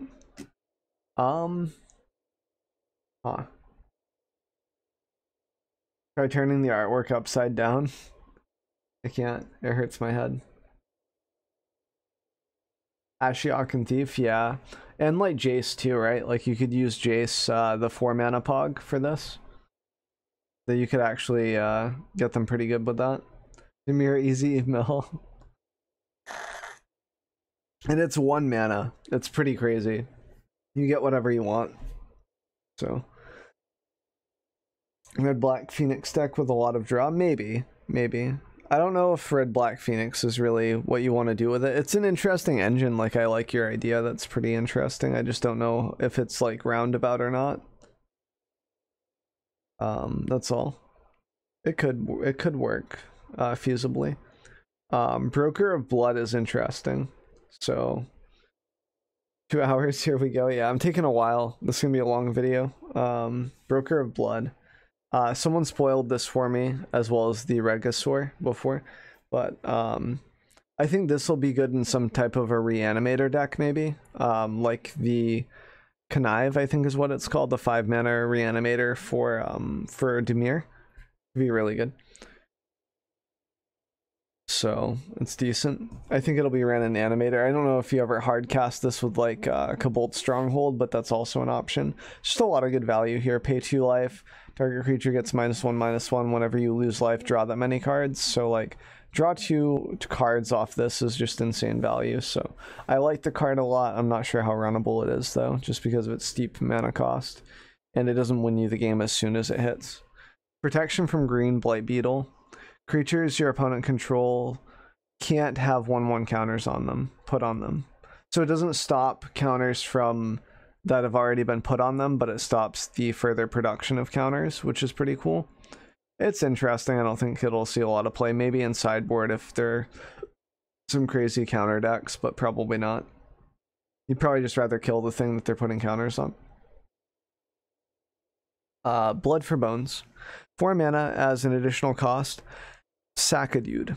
Return a creature card from your graveyard to the battlefield, then return another creature card from your graveyard to your hand. That's interesting. I like that. 4 mana Reanimator is pretty decent. Most of our reanimation right now costs 5. So that's actually pretty interesting. You might actually see Reanimator decks maybe with this guy and 4 mana. Like, that's pretty insane. It's not as versatile as Connive, though, because it has another effect too, right? So that you might use once in a while. But pretty interesting. I like it. We'll probably see play with this in some decks, even if they're just meme.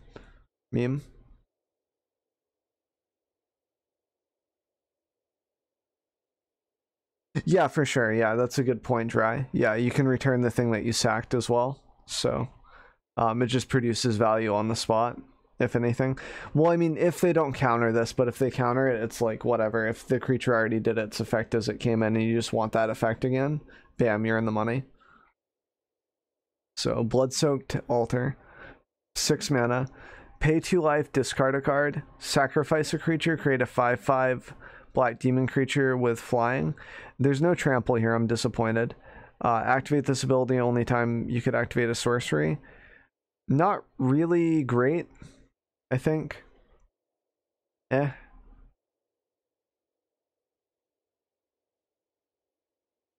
guess so I turn 3, discard this guy, 4 mana. Yeah, boom. That's good. Yeah. Yeah, I think this could actually be pretty interesting, like a black Reanimator deck with this. That'd be pretty awesome, actually. But I don't think this is very runnable. Yeah, 6 mana for this is pretty steep. It's for both, Poreus. Like, this is pretty good for a limited, I guess. Like, it could be okay, but I don't know. It requires creatures. It's just bad. Like, if a card is good strictly for limited, I usually try to mention it, or if I think it's better. Can be pretty good, but I try to make the distinction. I'm not great at limited, so my opinions on limited are limited. But you know, I do what I can. So Bloodthirsty Aerialist. So for 3 mana, flying 2/3, not awful. Whenever you gain life, put a +1/+1 counter on it. So that's not too bad. That's pretty good for limited for sure. And it could be in constructed. It's a vampire rogue. So it could be pretty interesting interactions with the Sorin at the top here, where you gain life a lot. Could be okay. Bloodthirsty Proudmate, it's true. It's a Johnny's vampire, it's very true, yep. It's pretty good. I think it's runnable. I don't know how crazy it'll be. Depends on how much more synergy we get for it. You know. So disfigure 1. Target creature gets -2/-2 until end of turn. Great card. It's like Moment of Craving without life gain, but 1 mana cheaper, right? So it's really, really decent, especially for Vanguard or other pesky stuff. And it's just really good, like Johnny on the spot removal for a lot of pesky creatures. Can really help. So I like the reprint. I think people will run this for sure, depending on how the meta shapes up. Gravedigger, an oldie but a goodie. 4 mana, when it enters the battlefield, you may return target creature card from your graveyard to your hand. Pretty much unrunnable. Like, it's okay, it's cute, but like most of the time, like I think this is in standard right now, and we're still not running it, so I'm not too impressed. It is a zombie, and it does some stuff, it's okay. It's okay in limited as well. Like, it's value in limited, right? So it's going straight to vampires decks, to be honest, yeah. I mean, it's also uncommon too, so it's not like you really have to pay a lot to test with it, right? It's not a rare. And like, this could be a rare, you know what I'm saying? Like, it could be, since it has flying, right? So we're glad that they didn't print it as a rare. Gruesome Scavenger, Scourger. Words. 5 mana. Orc Warrior. You can go Schmork with this guy. When it enters the battlefield, it deals damage to target opponent or planeswalker equal to the number of creatures you control. So interesting mechanic, like could be super useful and limited if there's a planeswalker your opponent has, but other than that, it seems like it takes a lot. It's like 1 damage for 5 if this is your only dude. So it's kind of meh. Noxious Grasp. Destroy target creature or planeswalker that's green or white. You gain 1 life. Really, really nice sideboard option here. Just smashes Nissa, am I right? Just 2 mana, kill Nissa. Awesome, good sideboard card, honestly. Compare it to Elder Spell. If they have multiple ones, it could be okay. But for 2 mana instant speed, that's not bad. 2 mana, kill Teferi. You know, you're absolutely right. Teferi 2, this is the best card in Standard, isn't it? For 2 mana. I mean, it's not going to have instant speed when they have Teferi, but you know what? 2 mana, sorcery, kill Teferi, let's go. Budget Chain Whirler. Budget Chain Whirler. Yeah, and Orc cosplaying as Chain Whirler, true. Thought Distortion, 6 mana. The spell cannot be countered. Can't be countered. Target opponent reveals their hand, exile all non-creature, non-land cards from that player's hand and graveyard. Wait. Ooh. That's pretty spicy. It's really expensive for 6 mana, but like... Wow. It's interesting. Gets rid of Nexus of Fate, but...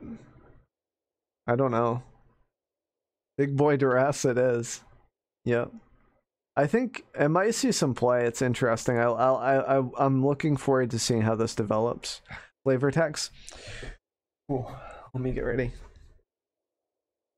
The skull is rigid, but the mind is so deliciously supple. Dun dun dun. Okay. Undead Servant.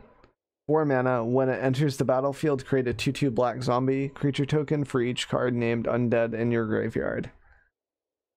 Dumpster Fire. Both for, like, maybe unlimited if you can get multiple copies, but other than that, I don't know. I don't think it's very runnable. Cool art, though. I have no clue who it is, Umbra. 0 clue. Vampire of the Dire Moon. Ooh, vampire. I like vampires because I like that Sorin. Death Touch. So 1/1 with Death Touch lifelink. That's actually pretty stellar for 1 mana. That's a really, really solid card. Liking this for vampires. This is awesome. And uncommon too. Guys, awesome and limited, can trade with anything. So good. Just get like 20 and limited. Yeah, if you get like 20 and limited, it's pretty good. But yeah, this is awesome. This is runnable. This looks like a reprint, you can tell from the artwork. 5.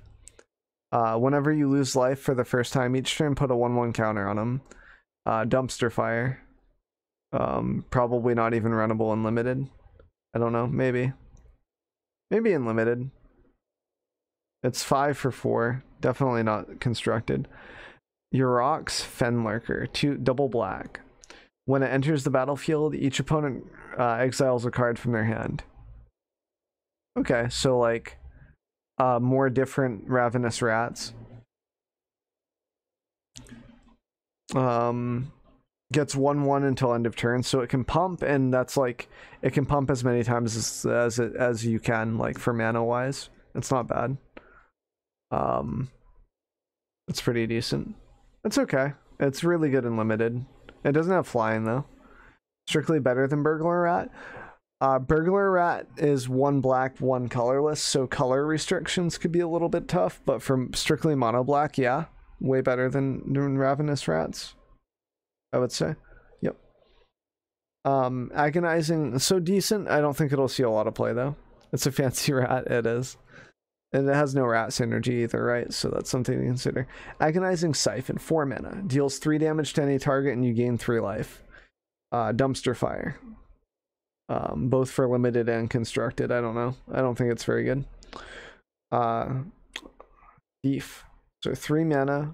When it attacks, you draw a card and lose 1 life. 3 mana. A better Rune Raider, maybe. Rune Raider's 3/2. It only deals 1 damage to you, which is nice. Also, Rune Raider, you can attack with another creature and keep him back as like a banner. Yeah, unlimited. Which one? This one? This one's pretty good in limited, yeah. I like this. It's pretty good. I like it. I don't know if it'll be ran and constructed much. It's nice It's nice. Card draw. Almost sideboard playable against control, yeah. Yeah, I think if this was like a 2/2, it would be playable, but I don't know. Barney Vampire. Oh, it's a waifu for 3/2, 3 mana. Decent and limited, garbage otherwise. It's just a bear, right?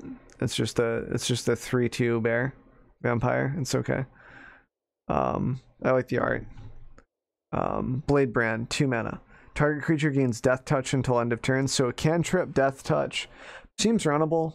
Maybe in Dimir Pirates or something where you're doing cantrips, but you want to protect your dudes instead of just giving Death Touch. Creature Vampire Waifu. Best vampire in standard. This one right here is insane. I like this one a lot. This is the best waifu, honestly. I'm probably going to mess around with vampires, honestly. It looks like it could be strong enough to get there nowadays, maybe with Sorin and everything else. Lots of Death Touch, lots of good options. So we'll see what happens. So yeah. So decent. Maybe it'll see play in standard, but probably not. Blood Burglar.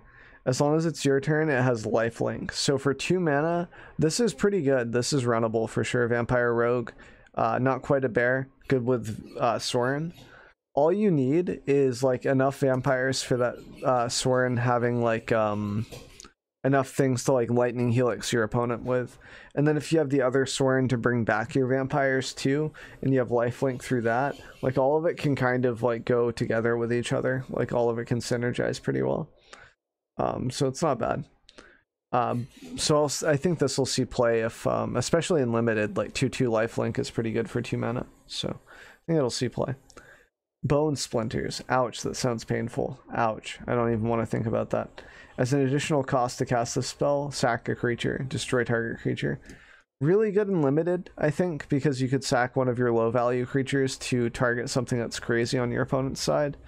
I think we already have better effects in standard for this type of thing for sacrifice decks. Maybe not things that straight out kill things. Usually it's like deal 4 damage and whatnot. But usually it's more versatile in those decks, so maybe it'll be ran. It's definitely good and limited, though. I like it. Bone-clad Necromancer. Bone-chad Necromancer. 5 mana. When Bone-chad Necromancer enters the battlefield, you may exile target creature card from a graveyard. If you do, create a 2/2 black zombie creature token. It could be pretty good and limited. Bone-chad. The artwork's awesome. I love the artwork. But yeah, maybe in limited, probably not in standard. Like constructed, I don't think it'll see it. They reprinted the worst art for Duress again. I don't know why they keep reprinting this artwork. The Nicolas Cage in a boat is way better. So I have to give this one 2 thumbs down because it's terrible artwork compared to Nicolas Cage. So but you know, it's Duress, at least we can use it. Maybe we can use our old Nicolas Cage artwork anyway, even if it goes out of rotation. Epicure of Blood can be usually this is ran as like a one of sometimes in certain lists. Can be okay. Whenever you gain life, each opponent loses 1 life. See this a lot in like black white vamp budget right now. Like I say a lot, but just once in a while when you actually run against it, it's in the starter deck. It can win you the game sometimes, but it's not too impressive for 5 mana. I think there are way better options to end the game with. So, because for this to be useful, you need to kind of set it up so that your opponent's losing a lot of life or you gaining a lot of life. So, probably not runnable. Fathom Fleet Cutthroat, 4 mana. It could be okay in limited. 5 mana for 4/4. Like, it's a big body, and that effect could, depending on what synergies you grabbed, win you the game. But Fathom Fleet Cutthroat, 4 mana. When it enters the battlefield, destroy target creature and opponent's controls that would dealt damage this turn. So, like, Scuffed Ravenous Chalupa Cobra. You haven't missed a lot, Wild Growth, and we're making a video anyway, so you'll be able to catch it all if you watch the YouTube once I upload it. But we've gone through white, black, and blue, I think, so far. I think. Or we're going through black right now. We're going in order for the mythic spoilers, so not bad. Probably okay and limited, not really runnable and constructed. It's nothing special. Feral Abomination reprint, Dumpster Fire, garbage, not runnable and constructed, and People make fun of me if I grab it in limited, so it's probably bad. Gorging Vulture, 3 mana flying, 2/2, so that's not bad for stats. Already runnable and limited. When it enters the battlefield, put the top 4 cards of your library into your graveyard. You gain 1 life for each creature card put into your graveyard. Maybe not runnable and limited because like that could mill you out, especially if your opponent gets a little bit of mill as well. There's a blue card that mills for each card that you play, I think, for each blue card or something. So maybe a little dangerous, but you might still grab it anyway. Mind Rot, an oldie but a goodie. Like the artwork, it's not too bad. Pretty decent. Many an inventor has collapsed under the pressure to create a flawless design. Good flavor text. It's kind of okay. Most people don't consider it runnable, so it's okay. So murder, destroy target creature. Seems good. Reprint, nice. It's sometimes it's a sideboard option when like limited things like cast down become a problem where you can't kill something. So it's definitely runnable. But we've seen it before. It's nothing new. I think this is a reprint on artwork though. By fate or by will, every reign must come to an end. There you go. Sanitarium Skeleton, 1 black. Return it to your hand. Return him from your graveyard to your hand for 3 mana. 1/2. It's better than reassembling Skeleton Kappa. That's like first pick in limited. What? Murder? Yeah. Or Mind Rot. I think murder. Murder, right?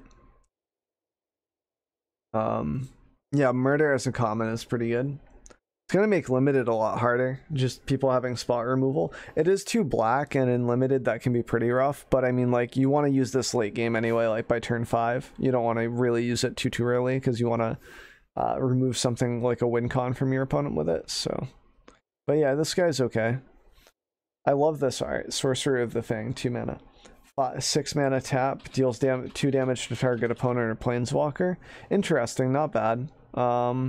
Definitely good in limited. I'm not sure about standard though. Like, not a lot of synergies with black for wizards. Usually it's blue.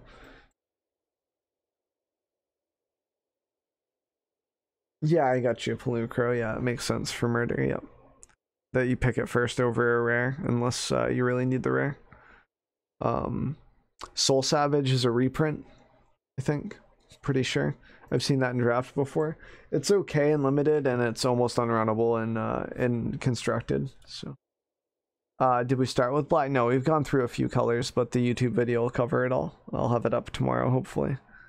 Unholy Indenture, 3 mana. When it dies, return that card to the battlefield under your control with a 1/1 counter on it. It can be decent for limited. Constructed, I don't see it being ran too much. So, I don't know. It's not too impressive. Red. Oh, the waifus, the Chandras, they're back. There's a lot of hype behind this card, and I don't think it's wrong to have hype. The fact that it can't be countered and then you get this emblem, it can make a pretty big impact. So it has kind of like a mini like pyroclasm effect almost, +1 damage, like just deals 3 damage to each non-elemental creature. Kind of interesting. So like this can't be countered, it can come in and then you can -3 and kill stuff. So against like, you know, Esper mid, it could be pretty interesting, but at that point you might already have lost the game. It just depends. Like if there's already a Thief of Sanity down there, it's pretty rough. And then her ultimate deals X damage to target creature or planeswalker. If a permanent's dealt damage this way, exile it instead. I think it's really nice to fight off against phoenixes and everything else. Like, I think it'll be ran in something like Grawl or, I don't know, maybe like just as a finisher kind of, or I don't think mono red will really use it. Potentially like Grixis as a finisher, because that emblem could just win them the game in the control matchup long term. If our opponent has no way to heal a lot, like that could just win you the game. Or in Jeskai, yeah, in Jeskai it could be really decent. Jeskai Super Friends and whatnot. It's just that most of those lists usually hit with like Teferi Time Mender, Narset, Shahili, like little planeswalkers that can go into Sarkhan. But We'll see. We'll see. It might replace Teferi, like big Teferi, for sure. It could. We'll see how it develops, but I don't think it'll reach full potential until rotation potentially. So we'll see what happens. I like it flavor wise. It's pretty cool. Cavalier of Flame. So 5 mana. Creatures you control gain +1/+0 and gain haste until end of turn. That's interesting. So it's like a banner for haste for 2 mana. When it enters the battlefield, discard any number of cards, then draw that many. That's a really neat effect. I like that. If you're red, though, and you're already out of gas, it doesn't really help you. I feel like this would be good in like maybe big red, but I'm not sure if it's really runnable anyway. When it dies, it deals X damage to each opponent and each planeswalker they control, where X is the number of land cards in your graveyard. That's interesting, because they're under the assumption that you're going to pitch land cards with the flame effect as it comes in. It's interesting. It's a cool way to give haste.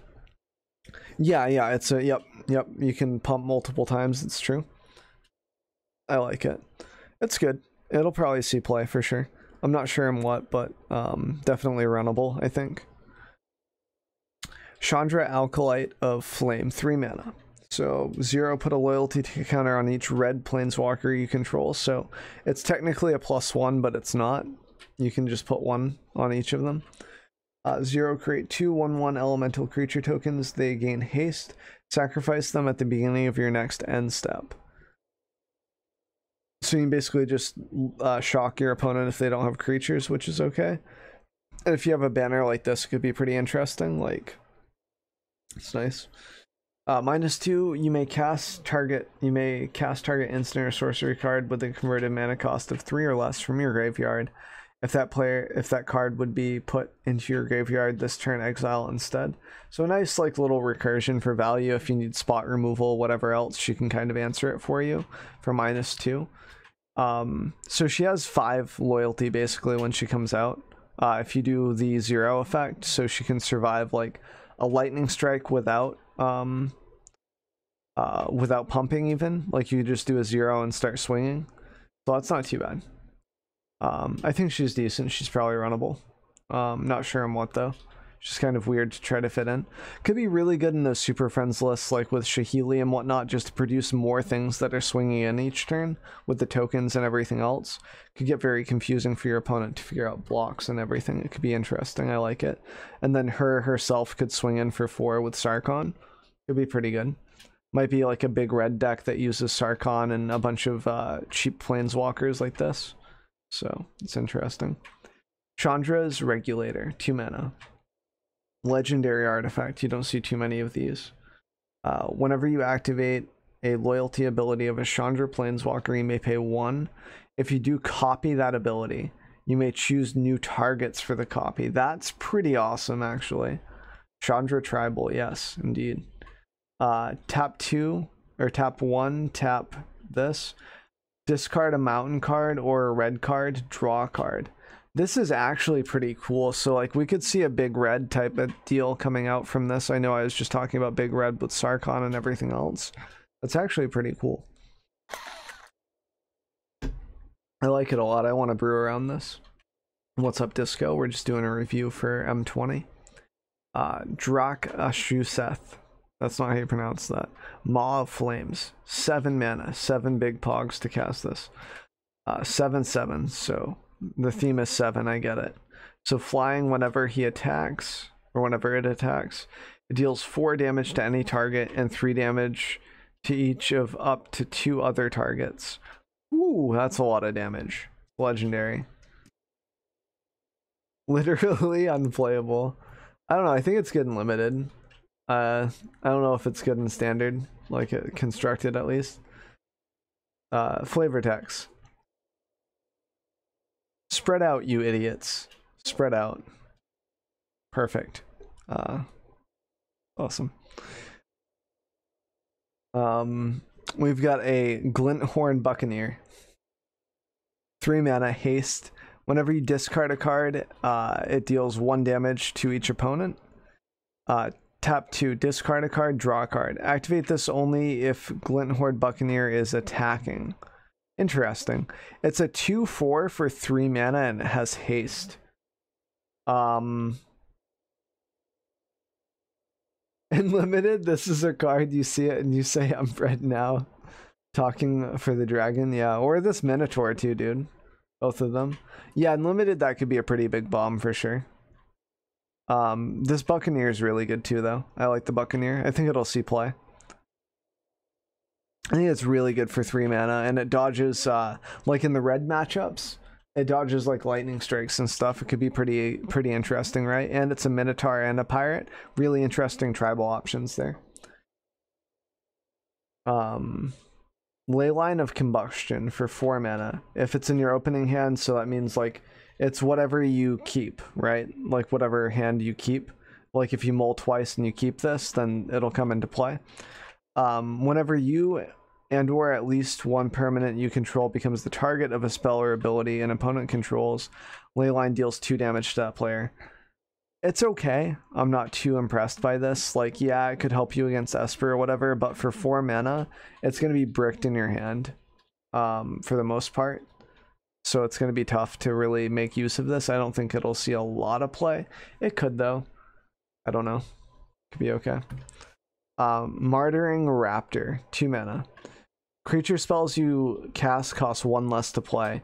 So already, what I'm seeing, right, is a 2 mana, 2/3 that makes everything else cheaper. So this is like ramp in those like green red dinosaur decks you see sometimes, or just red in general, or green in general, whatever, like dinosaur decks in general, like Ripjaw Raptor, cheaper. It's nice. Whenever another creature enters the battlefield under your control, Martyring Raptor deals 2 damage to it. Yikes. If a dinosaur is dealt damage this way, Martyring Raptor gets +2/+0 until end of turn. So play Ripjaw Raptor forehead and draw a card. Look at this forehead on this guy. Not that great. So yeah, I think this card's great. It's a 2/3 for 2 mana. It's insane. Like, I think it'll see play for sure. I'm not sure what deck will make use of it the best, but it'll see play for sure, I think. Repeated Reverberation, 4 mana. When you next cast an instant or sorcery spell, whenever you next cast an instant, cast a sorcery, or activate a loyalty ability this turn, copy that spell or ability twice. You may choose new targets for the copies. Woo. That's insane. Triple Chandra +1. Yeah, this one. Yeah. Could be pretty fun. Yeah, there's going to be some combos with this for sure. And the artwork's kind of cool, right? Pretty nice. I like it. I think it'll be runnable. Thunderkin Awakener. 2 mana. Haste. 1/2. Not bad. Am I gonna be doing a pre-release? Probably not. I don't usually go outside.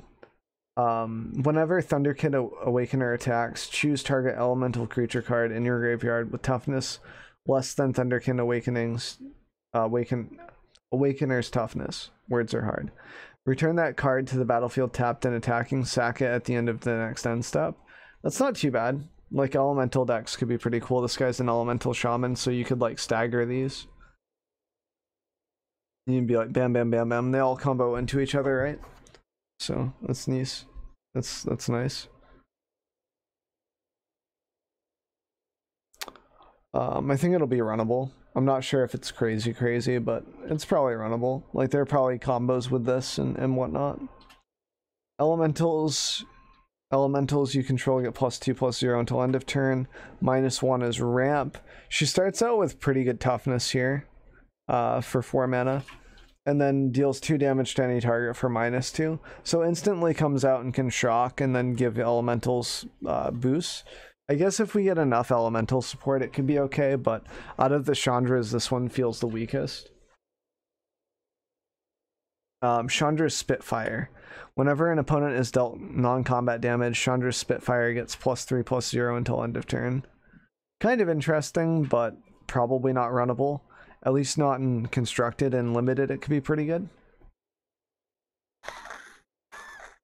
Be pretty decent.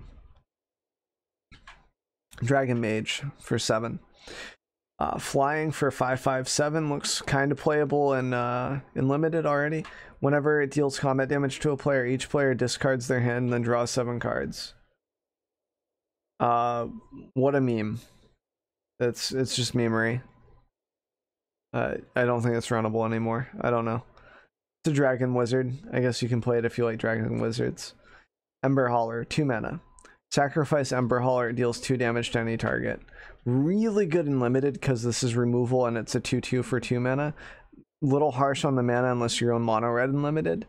It might even see like constructed play potentially. It's like a fanatic kind of. So it could be pretty decent. Like, I like it. I think it's runnable. I'm not sure how good it'll be in constructed until rotation. Maybe we see some more goblin cards. I like the artwork. This guy looks cool. Flame Sweep for 3. Deals 2 damage to each creature except for creatures you control with flying.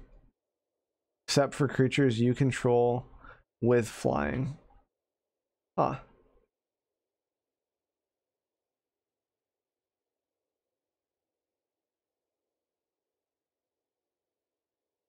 It's just a more different crate maker, I imagine. This one is. Fiery Cannonade. Phoenix sideboard versus aggro. Yeah. Yeah, it's better than Cannonade. Especially since it's 3 mana too. Like, that's not too bad, like, in its instant. It's pretty sweet. And it's like, it deals 2 damage to that pesky, like, fanatic too, right? So, that's nice. Yeah, you can block and then deal 2 damage to something else. Yeah. Yep, I agree, Sub. Yep. Pretty decent. But yeah, this is a good sideboard card for stuff like Phoenix or Izzet in general. If there's like an Izzet control that evolves eventually, it could be pretty interesting. Fry. The spell can't be countered. Fry deals 5 damage to target creature or planeswalker that's white or blue. What's up? What's up, Teferi? What's up, Time Raveler? How you doing, man? Done.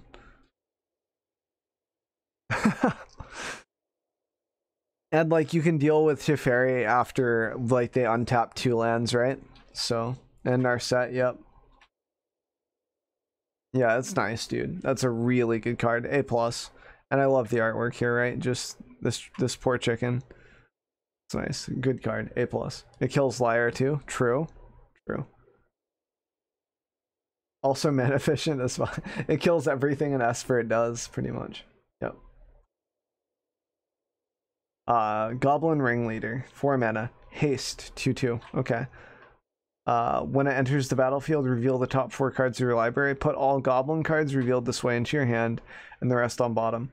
That's actually pretty interesting. For 4 mana, that could be pretty decent. Like, you could make a goblin deck around this kind of, but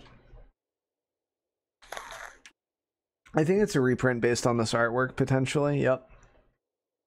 And this reminds me of The Mask. Jim Carrey comes to mind here. So maybe if you can make Goblin Tribal, it could be kind of cool, but it seems a little clunky, you know, at a first glance, but we'll see what happens. When Mask of Immolation enters the battlefield, create a 1/1 elemental creature token, then attach the mask to it. Each enchanted creature has sacrificed this creature, it deals 1 damage to any target. Equip 2. Like, it's okay and limited, I guess, but it's overall kind of an underwhelming card. Kind of okay. Maybe if you can combo it with like tokens and infinite mana and other stuff, it's just meh. I don't know. Not too impressed. Rapsicious Dragon, 5 mana. When it enters the battlefield, create 2 treasure tokens. Perfect. Flying 3/3.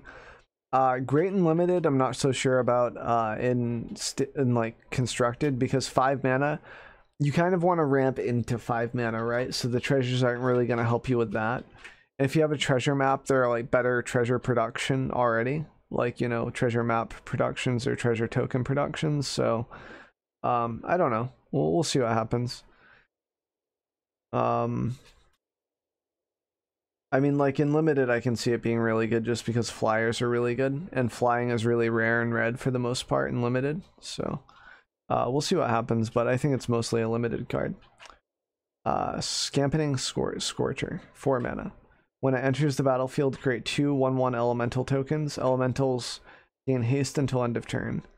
It's pretty interesting. So you get 3 1/1 swinging in as soon as it comes out for 4 mana. So that could be, it's pretty good and limited, I think. Like, just produce a lot of bodies, maybe. But overall, it's kind of underwhelming. It's okay. Combo with the rare 1/2 haste? Yes. Yeah, you combo with this guy, right? That's pretty okay. Yeah, actually. Yeah, good call. With less toughness than it, yeah. Yep. Yeah, I agree. That's pretty good.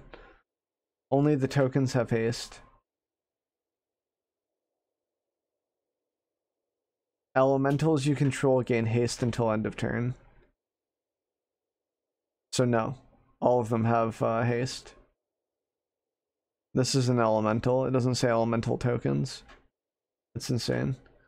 It's good. Well, it's not insane. It's just a really good combo with that other 1/2 pog. I think that's a good good shout out. So good combos, fun. Uncaged Fury, 3 mana. I am a werewolf and huge. Target creature gets 1/1 and gains double strike until end of turn.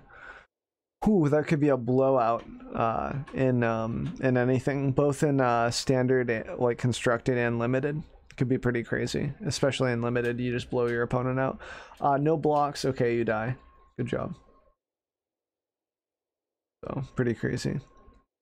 Unchained Berserker, protection from white. Okay. Unchained Berserker gets +2/+0 as long as it's attacking. I mean, for 2 mana, you could do better, I think. I don't think it's great. It's kind of cute. Active Treason, 3 mana. I mean, it's okay versus weenies. Like, it's decent. It could be a decent sideboard option if mono white was really common, but I don't know. I don't know if it's worth it. Feather card deck? Feather deck card? Maybe. I don't know. There are better options. Active Treason. We've seen this before. It's okay. It's funny and limited, and it's funny and constructed if you just one-shot your opponent, but kind of meh.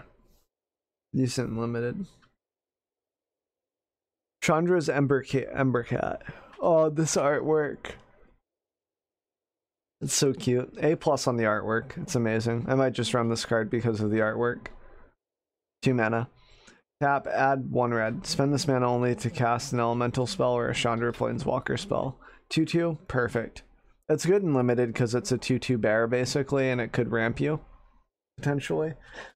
Could let you block, tap, and then do a combat trick. If the combat trick is an elemental spell or a Planeswalker, if you somehow have flash. Kapakipo. Chandra's Outrage deals 4 damage to target creature and 2 damage to its controller. It's really good and limited, but it's not good in standard, like constructed. It's just too expensive. It's okay.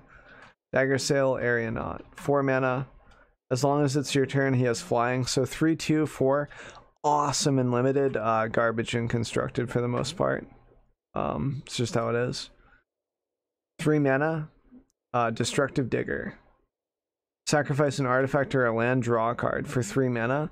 Really good and limited because late game you can just start sacking lands to dig for your win con potentially.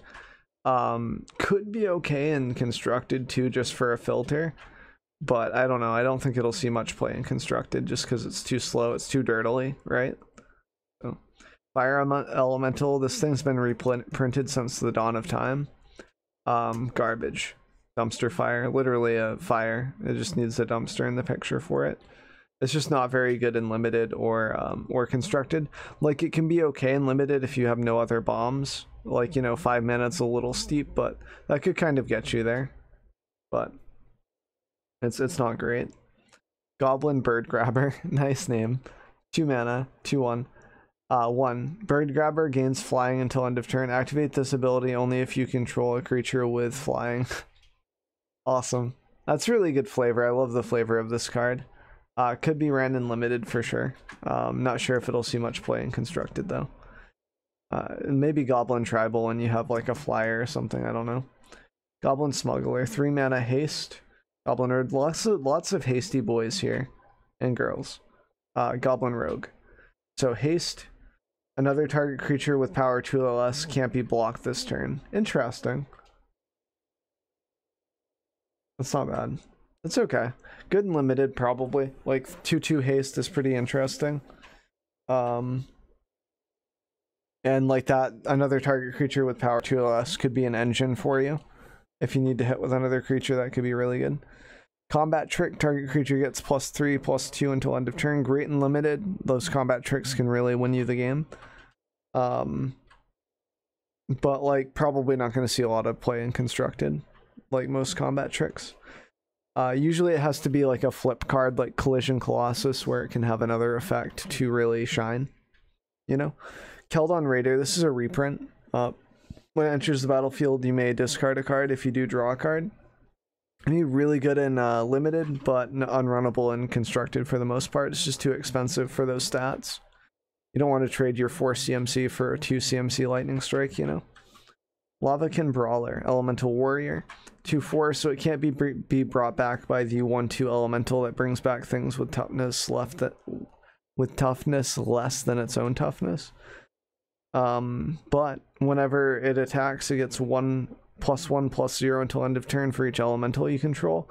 Can be a really cute finisher, probably in limited, but overall probably not going to see a lot of standard play. Maybe if you try to force elementals, it could be okay, but I don't know. It seems kind of meh. Cool art though. Manacle Rage, 2 mana, enchant creature. Enchant creature gets +2/+0 and can't block. Dumpster Fire. Just bad. Maybe in limited if you really need the banner. Like if you go red white double, like with a double strike guy, the 1/1 fencing ace or whatever, that could be kind of cute, but like you'd have to force it a little bit. And with as much removal as there is in this format, or for what it seems like this format has, like you've got Murder and a bunch of other cards that can just kind of remove things. I don't know if it's great. Could be okay though. So not a great card, but could be okay in limited. Pack Mastiff, 2 mana. It's a hound. Each creature you control named Pack Mastiff gets +1/+0 until end of turn. For 2 mana, that's really crazy and limited. Because if anything, it is a pumpable 2/2, right? If you have just one of them. So it's just really, really good and limited, I feel. And it could be okay in standard, like constructed, if you build around it, maybe. Like it could kind of fit in, maybe, but you'd have to force it. You'd have to really like the artwork, I think, to play it. Make it worth it. So we're almost through red here. Reckless Airstrike, choose one. Deals 3 damage to target creature with flying or destroy target artifact for 1 mana. Seems okay. Could be really good sideboard and limited. Maybe in constructed, but probably won't see play. Hound Not Wolf, yeah, I know. Reduce to Ashes, 5 mana. Deals 5 damage to target creature, and you exile it instead of it dying. Seems okay. Really good and limited. Awesome artwork. Love this. Love the fiery effects here. It's pretty neat. Before they can go to their final rest, the wicked must be purified by fire. There you go. Perfect.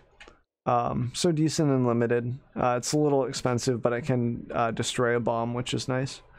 Ripscale Predator. That artwork though. 6 mana, Menace. Really okay and limited, I guess. His shot got reprinted. Surprise, surprise. We all know how good shock is, so it's definitely runnable. Scorch Spitter. So Predator, long and the short. You can run him in limited, but he's not runnable in constructed. Whenever Scorch Splitter attacks, it deals 1 damage to the player or planeswalker it's attacking. So this could kind of replace Fanatic for the most part. Like, not really, because Fanatic's kind of unique in the oh, this can be brought back by the 1/2 elemental Pog, which is cool. He's awesome. So that's kind of neat. For limited play, you know, it's pretty good. 1/1. Well, 1/1 limited play, unless you get the elemental synergy, it's probably bad because it's low value, right? It is a 1-drop, but it never trades with anything really, so it's kind of bad. But yeah, kind of interesting. Can play with a 1/2 resurrection elemental guy, and maybe it's cute. Probably not too runnable. Shock, you know, we know that. We already went over that. Destroy target lands. Creatures without flying can't block this turn. So Strider's going to be happy because there's a new land destruction card. So hashtag blame Strider for this being reprinted. It's okay. I probably wouldn't run it in constructed or limited, honestly. Man, we are 1, 2, 3, 4 colors in, and we are 2 hours into the video. It's pretty insane. Vivian Arcbow Ranger. I like this because you get counters, right? And those are nice. And they gain trample until end of turn, so it can give stuff like Steel Leaf, everything else trample. It's kind of nice. Target creature you control deals damage equal to its power to target creature or planeswalker. So this gives green a way to interact with planeswalkers, which is kind of neat. Green-red already has interactions with planeswalkers, you know, like add a counter and then deal damage to planeswalker creature, like that type of stuff. Like they have a little bit of interaction with it already, like deal damage to target planeswalker equal to your creature's attack. But you know, it's not the same. This is pretty simple and straightforward. Then the -5, which you don't have to wait too long for. Choose a creature card you own from outside the game, reveal it, and put it into your hand. It's a very neat way, especially if you're abusing best of one with your sideboard, to have like silver bullets like Deathgorge Scavenger for like Dread Horde, you know, maybe Thrashing Bront or whatever else you need to deal with enchantments, artifacts. Gives you a way to deal with whatever comes your way, which is nice. So I think she's really good. I don't know if she'll replace like Nissa or anything else planeswalker wise. I think there might be better options, quote unquote better options for her, but we'll have to see how she evolves, how she shapes up with the meta, basically. This is another one of those elemental knights. They have one for each color so far. So far I like the white one the best. It just blows something up and then it makes a 3/3 golem for your opponent. It's super nice to have that type of removal. So this says reach for a 5/6 for 5 mana, so already pretty good stats. When it enters the battlefield, reveal the top 5 cards, put a land card from among them onto the battlefield, and the rest into your graveyard. So this could be some like resurrection type deal. Or if you just have interaction with your graveyard, it's nice. If Cavalier of Thorns dies, you may exile it. If you do, put another target card from your graveyard on top of your library. So yeah, the dumpster there is pretty nice. It's not bad. Pretty neat. Yeah, someone said in chat that this could be nice in proliferate decks. I understand. Yeah, it could be okay. Be decent for sure. Lucarin's Bastions are the dude that whenever you play a land you get to proliferate. So yeah, this guy's okay. He's runnable. If you need a reach creature, he can be okay. He just doesn't have a really like crazy impactful effect, like dealing with any card on the battlefield. I think this guy's a reprint, isn't he? So like he's runnable, but I'm not too impressed by him. He's okay. Elvish Reclaimer. 1 mana. Gets +2/+2 as long as there are 3 or more land cards in your graveyard. Maybe not. Maybe I'm thinking about a different Reclaimer. Tap 2, sacrifice a land. Like tap him 2, search your library for a land card, put it onto the battlefield, taps, and then shuffle your library. So pretty interesting. You can land fix with that. Pretty decent. And he just becomes a what, a 3/4 for 1 mana. It seems okay. Gargos, Vicious Watcher, 6 mana, Hydra. Hydra spells you cast cost 4 less to cast. Vigilance, 8/7. Crazy stats on this guy. Whenever a creature you control becomes the target of a spell, Gargos fights up to 1 target creature you don't control. Nice.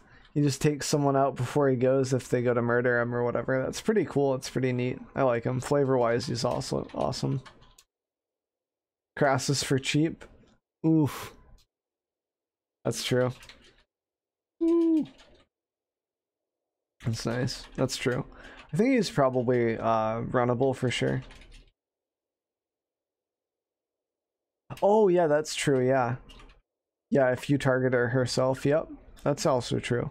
So yeah, someone in chat pointed out that this is whenever you become the target of a spell, not spell that the opponent controls, so you can self-target and pump or do whatever else.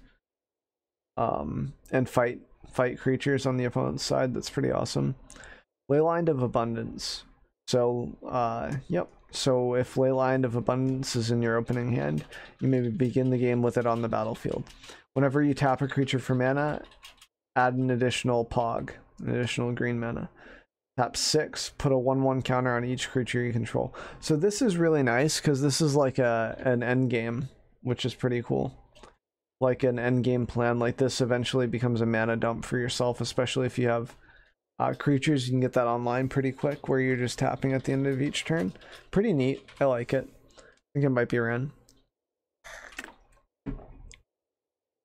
Yeah, it might be ran in Nissa decks, like Wild Growth Walker said in chat. Might be interesting. There's also infinite mana combo with it. Yikes already. Night Pack Ambusher for 4 mana. Flash. Ooh, it has flash. It's good. For 4/4. This guy's actually insane already. Other wolves and werewolves you control get 1/1. At the beginning of each end step, if you didn't cast a spell this turn, create a 2/2 green wolf creature token. I feel like this is a reprint almost. Like this feels very familiar to me. Like the token production aspect of it, at least. That's really awesome. My wolf tribe pog can't get any harder. Oh my goodness.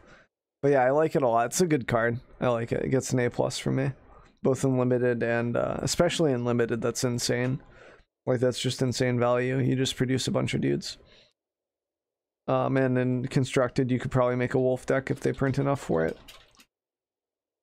Shared Summons, 5 mana. Search your library for up to 2 creature cards with different names, reveal them, put them into your hand, then shuffle. Seems okay for an instant, honestly. Like, especially in limited, it could be Pog. It could be crazy. And then, yeah, like just having that in constructed could also make for some explosive combos and whatnot too. Shifting Ceratops, 4 mana. This spell can't be countered. Protection from blue. Already a fan. It needs some flash though, for my taste. I want it to have flash, but let's not get too greedy. Let's see what its other effect is. 1 green mana. Shifting Ceratops gains your choice of reach, trample, or haste until end of turn. Actually pretty crazy. That guy's insane. 5/4 too. That's pretty good. Definitely a good sideboard card against control against blue potentially. Can be pretty awesome. Just the fact that it can't be countered is super nice. Definitely a good card, A+ from me. Definitely good and limited too, because it gives you a lot of options like haste, reach, trample, like just answers a lot of stuff in limited, so it's an awesome card. And good artwork too. Voracious Hydra. Green X. Rample. 0/1. Voracious Hydra enters the battlefield with X 1/1 counters on it. Of course it does what Hydra doesn't. When it enters the battlefield, choose 1. Double the number of counters on it. Wow. Or the Hydra fights a creature you don't control. So that's a pretty good card.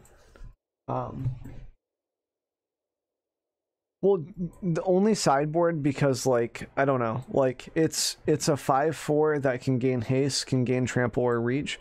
You have to compare it at that point to something that would cost 5 mana, right? Because you're tapping 1 for the effect when it first comes out. So if you consider this just a 5/4 for 4, right? That's okay. And then it can gain trample, reach, or haste. For 4 mana, I would rather have like a Null Hide Ferox on the field almost, where it's 6/6 and it's harder to deal with for other decks. Whereas, like, you know, it can't be countered as sort of like a good sideboard thing, right? Other than that, like, it's like it kind of gives you reach, but it's not going to block anything in standard, like Rekindling Phoenix, or I guess it could block an Arclight Phoenix if it wants to get shocked. Like, it just doesn't. It's like a bagel without the cream cheese when you're not sideboarding it, okay? And it's like, yeah, you could eat a bagel, but why not put the cream cheese on it? Why not bring it in against blue, all right? And thank you for the bits, Photon. I appreciate it. I have the sound notifications off since this is supposed to be a YouTube video, just so I don't have to deal with copyright stuff. But yeah, it's okay. Like, you're still gonna have to deal with, but cheers, dude. I appreciate it. I appreciate it, Photon. And thanks for the follows too so far today. You guys are awesome. All right, anyway. So Hydra, pretty cool. Shifting Ceratops, pretty cool.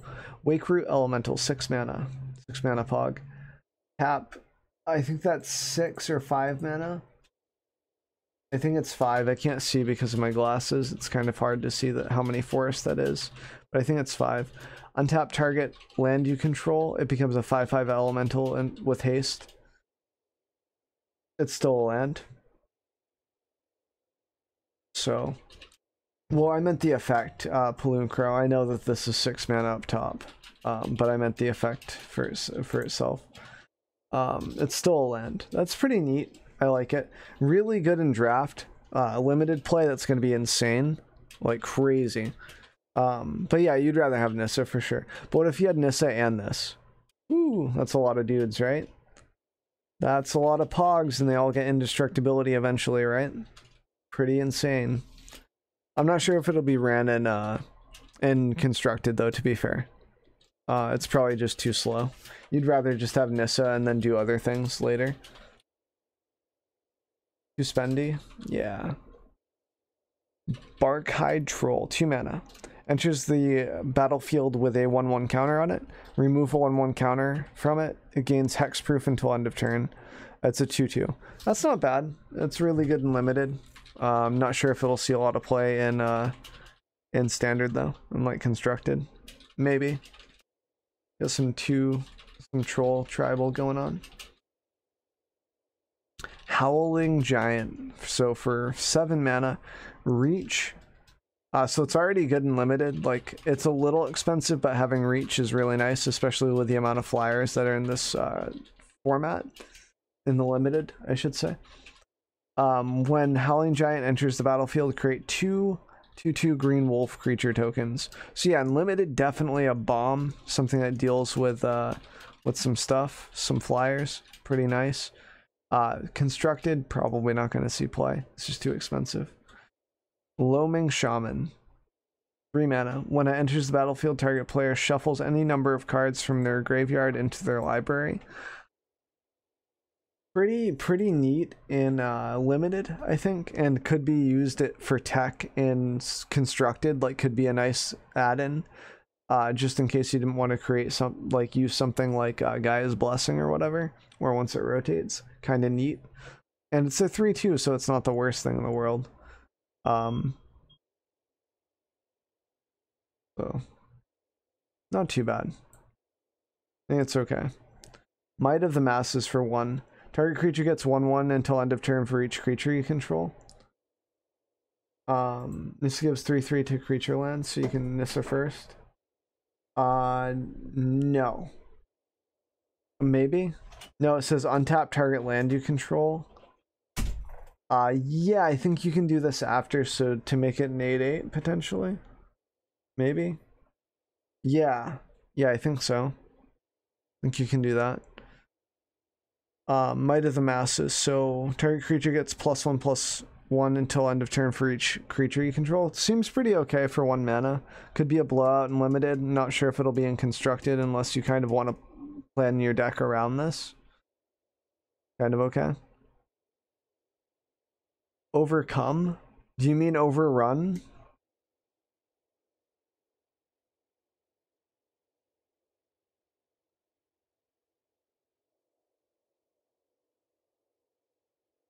It's like overrun, but worse. Why? Why not just reprint the other card? Garbage.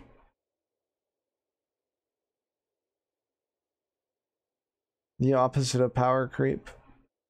Just give green overrun again, it's fine. I don't mind them blowing me out with that once in a while. But yeah, it's okay. It'll probably be ran and limited here and there, maybe. Seems like really conditional, especially with 2/2. Like, it's like you have to have field presence for it to be really good. Like, I don't know. I don't think it'll be ran too much. Overgrowth Elemental. Oh my god. 1 second, there's a spider there.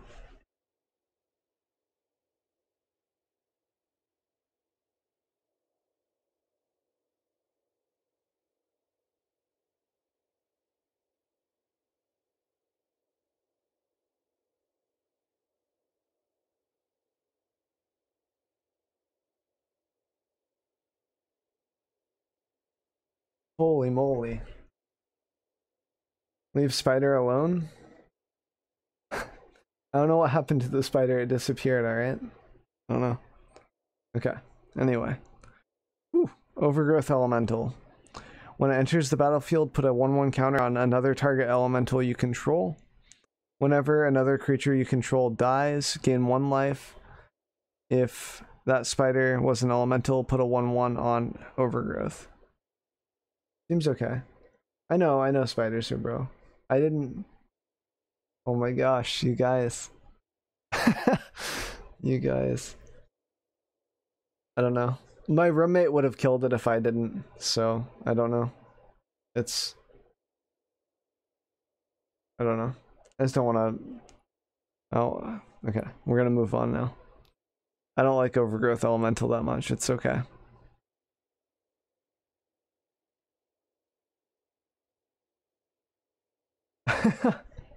Bit Stormy. I think this is the first time someone else has used this emote aside from me. Season of Growth, 2 mana. Whenever a creature enters the battlefield under your control, scry 1. Whenever you cast a creature spell that targets a creature you control, draw a card. This is pretty decent. I like this. Like, if you have enough synergy, this could be an engine. Could be pretty good. Yeah, Season of Growth seems scary. Or crazy, I mean. And we got the reprint on Thrashing Bront. Always loved this. Green should always have this, or something like this. It's just a nice card. Veil is insane. 1 second.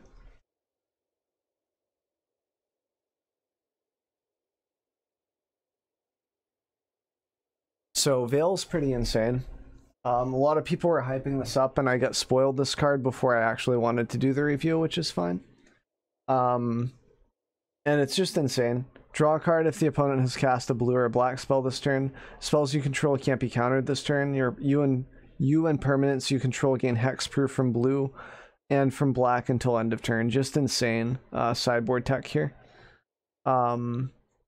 Overgrowth works well with the 2-mana elemental to buff, so he can summon more kinds.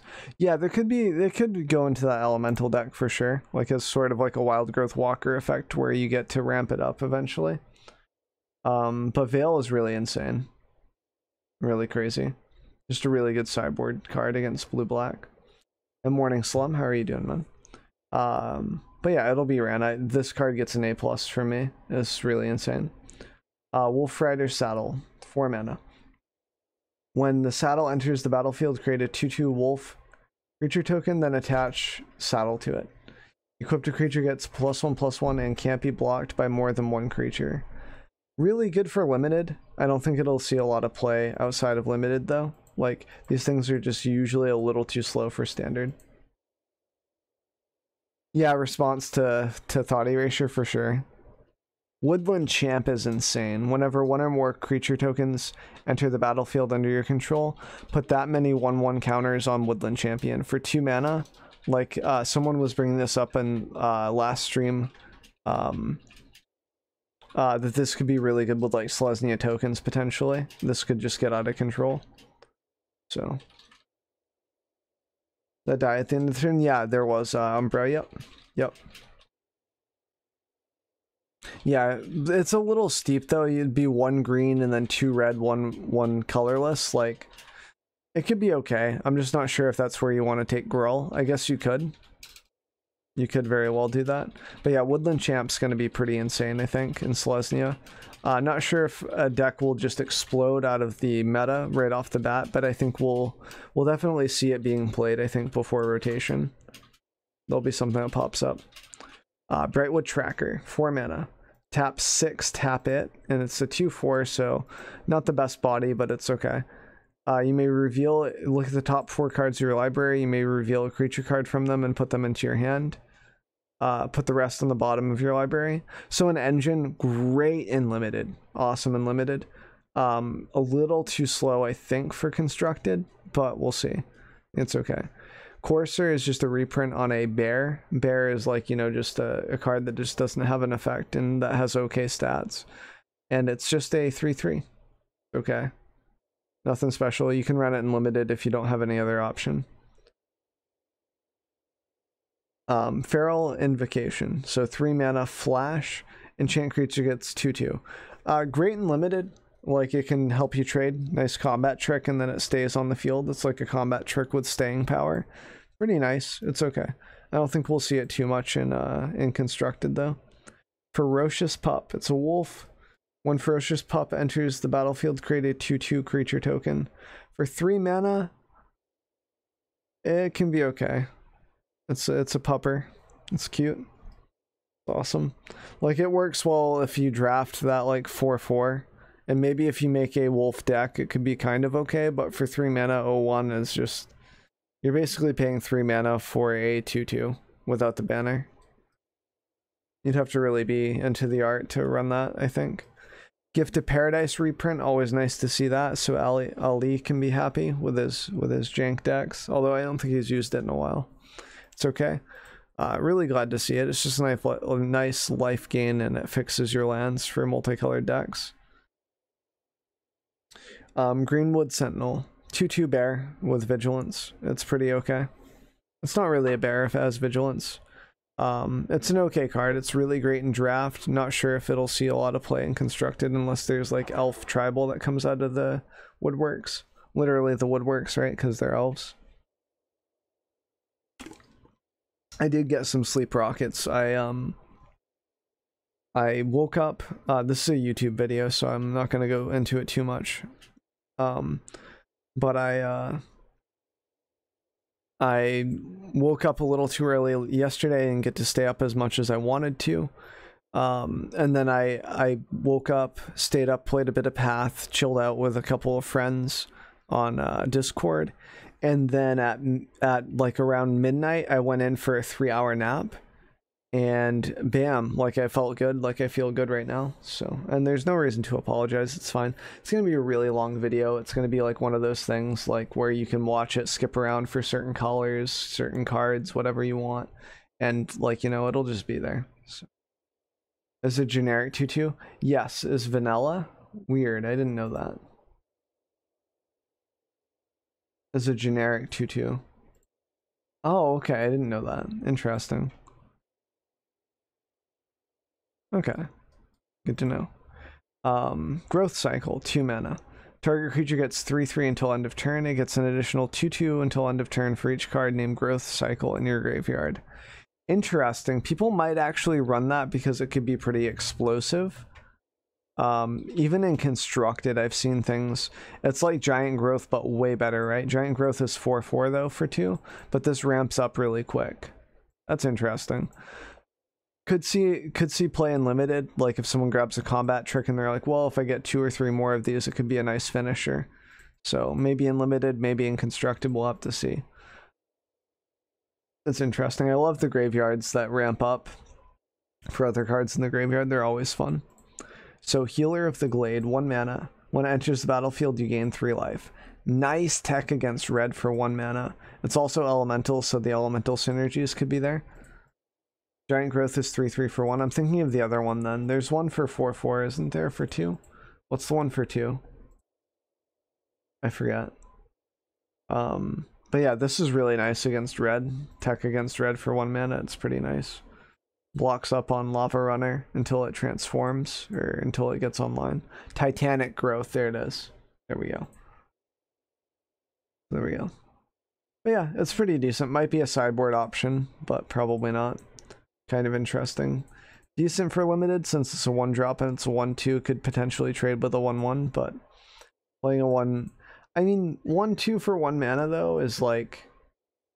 It's not that bad. It's okay. And it's cool art, too. But yeah, Leafkin Druid for 2 mana. Tap, add green. If you control 4 or more creatures, add 2 instead. Kind of interesting. It's like Druid of the Cow, but a little different. It's also an elemental, so it has synergy with those cards.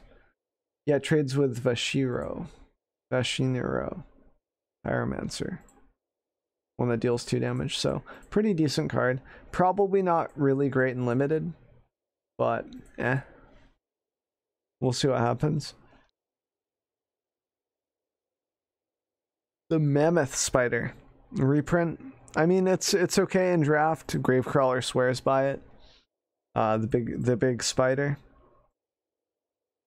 I think I saw one of these in my room just a second ago. But we took care of it. Oh, it's fine. I was a little scared.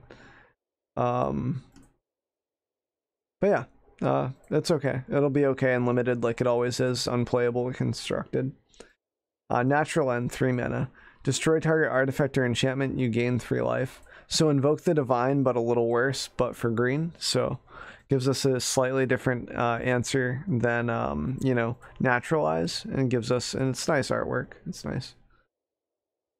Just type in MTG Arena to Google, and you'll be able to find it. Netcaster Spider, 3 mana. Reach. When it blocks a creature with flying, it gets +2/+0 until end of turn. Pretty neat. It's going to be really good for limited. Just because there's so much flying in this format. Plummet as well could be okay for limited. Not really great in constructed though, because you have so many other options like put target creature with flying at the bottom of its owner's library, which can deal with gods like Kefnet and whatnot. So like there are better options in constructed, but for limited you could put it in your sideboard for limited if you're doing best of 3. Yeah, Forced Landing. Yep. But yeah, Netcaster is decent, especially for 2/3 for 3. It's an interesting card. Probably not going to be played in constructed, but really good in limited. Pulse of Murasa. Return target creature or land card from your graveyard to its owner's hand. From a graveyard to its owner's hand. So you could technically put something back in their hand if you wanted to. And then you gain 6 life. Feels good against red, I guess. It's nice. Pretty neat. I don't think it'll really be ran too much. It's kind of sort of like a low impact card. 6 is a pretty big number though. Like against red, that could be pretty insane, especially if you're getting back another gain whatever life card. Could be okay in your sideboard against red if that's all you're fighting against, but other than that, it's sort of low impact. Rabid Bite reprint, same artwork and everything. Target creature you control deals damage equal to its power to a target creature you don't control. So they don't technically fight. It's good. That way your opponent can't shock your creature in response or everything. It's kind of okay. You know, it's decent. Might see play in limited or constructed depending on, like, you know, the meta. It's a very flexible card. Sedge Scorpion, 1/1 forest, 1/1 death touch. This feels like it could be a black card though. Usually scorpions are black, but you know, we're down for the green scorpion too, I guess. Good card. Good card in limited for sure. It can trade with anything. In constructed, it's probably not the best thing you want to do with your turn 1 play, but could be an option if you're worried about not having a lot of creatures that can like block or deal with certain things. So kind of interesting. 5 mana, 5/4 trample, Ape Shaman. When Silverback Shaman dies, draw a card. Awesome and limited, like 5/4 for 5 mana. Trample is awesome. And you just get to draw a card if he does happen to die, which is nice. Thicket Crasher for those elemental people. Other elementals you control have trample. And it also has trample. I like this because it's kind of like a shout back to like the old Rhino that could assign combat damage as though it didn't get blocked in the trample and everything. It's sort of flavorful. Replacing fight with this effect, training wheels. Yeah, rocks. Just kind of reminds me of that, like I don't know, just rhinos in general. Always make me think back. So kind of neat, probably really decent in draft, especially since there's so many elementals in the set. could give you some options. Not sure about in constructed unless you wanted to go Rhino or Elemental. Probably like Elemental tribal, but seems a little underwhelming. Vorse Claw, 6 mana for a 7/7. This is vanilla. Aha, I remember the terminology. So you gain 1 on your Pog because like, you know, 6 mana, right? And 7/7 you go up by 1. It's like kind of a bomb, but there's no trample or anything unless you have this. So if you get these two, maybe a wombo combo for late game, but this might get dealt with before this even hits the field, so yeah. Nissa lands with trample could be good, but like for 4 mana you could play a better card, I think. Green Unlimited is the worst. Yeah, can be pretty bad. Wolfkin Bond, dude, Pog. There's chilling out with each other. 5 mana. Enchant creature. When Wolfkin Bond enters the battlefield, create a 2/2 wolf green, a 2/2 green wolf creature token. Enchant creature gets 2/2. Could be okay in limited. If you have enough wolf synergy going on already, you might pick it up.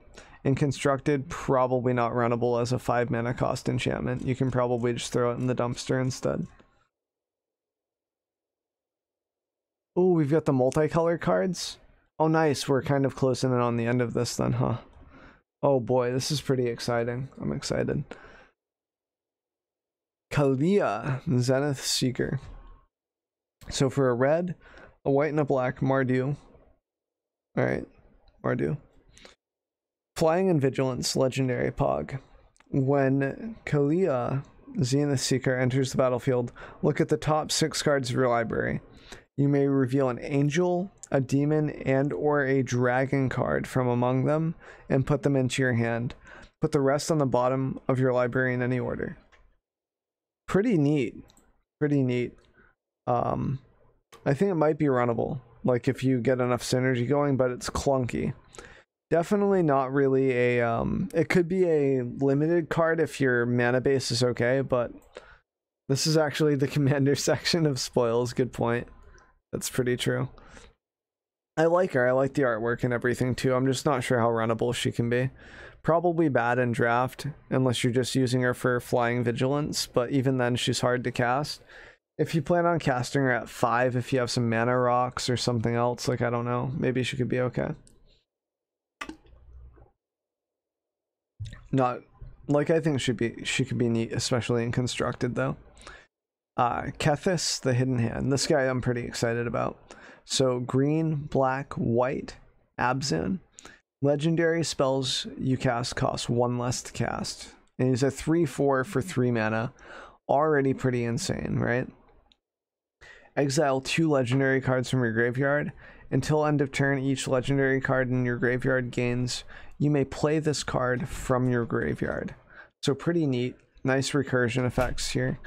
You do eventually run out of things to play, but he's just super nice value, right? And it's also elf, so like could be elf tribal, elf synergy.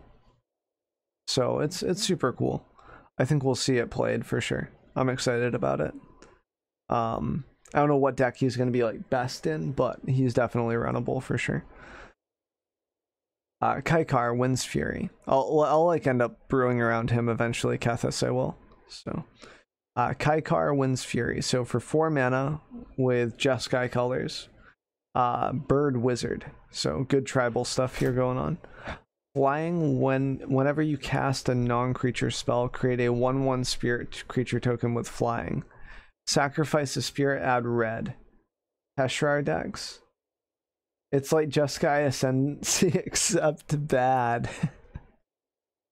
Yeah, pretty much. But it's pretty nice. It gets lightning struck at 4 mana, which always feels kind of bad.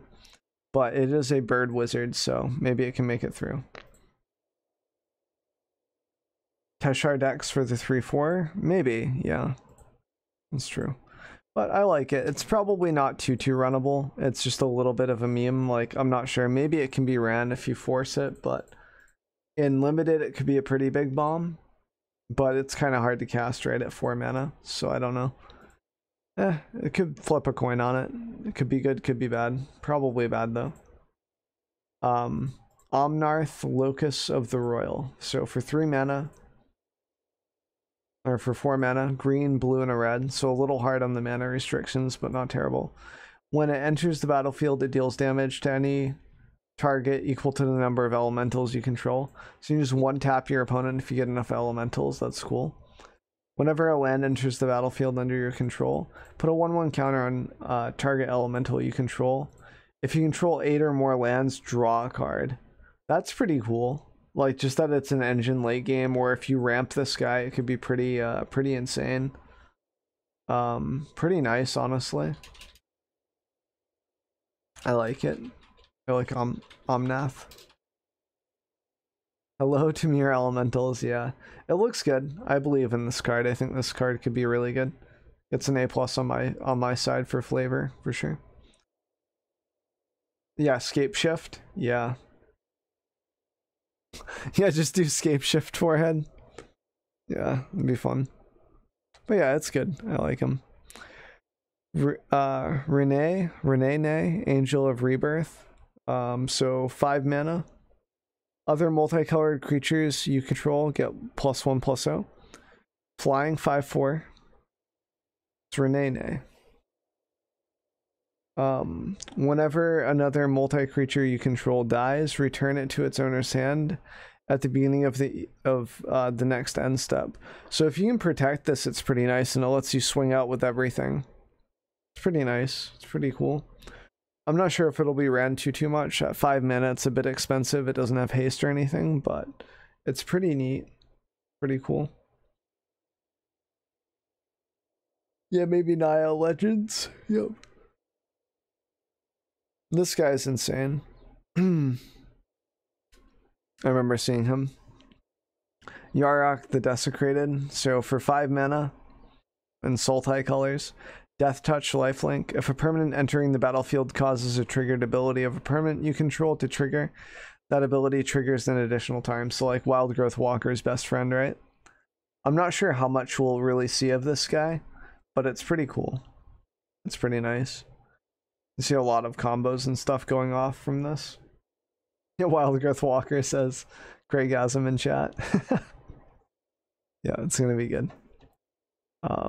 Pretty decent card. I'm not sure how much it'll be run. Wild Growth doesn't work, right? If a permanent entering the battlefield causes a triggered ability of a permanent you control to trigger, it should, does it not?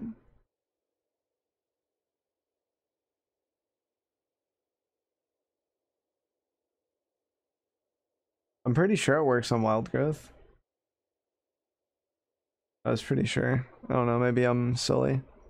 But anyway, Corpse Knight. Whenever another creature enters the battlefield under your control, each opponent loses 1 life. For 2 mana for 2/2, it's good. It should double the like, I think it should double the Wild Growth too. It should. Because it says, if a permanent entering the battlefield causes a triggered ability of a permanent you control, is Wild Growth Walker a permanent you control? Yes. That ability triggers an additional time. So for each explore, it should trigger an additional time, right? So for a Jade Light, it should be 2/4. It should be 4 triggers for Wild Growth, correct? I think.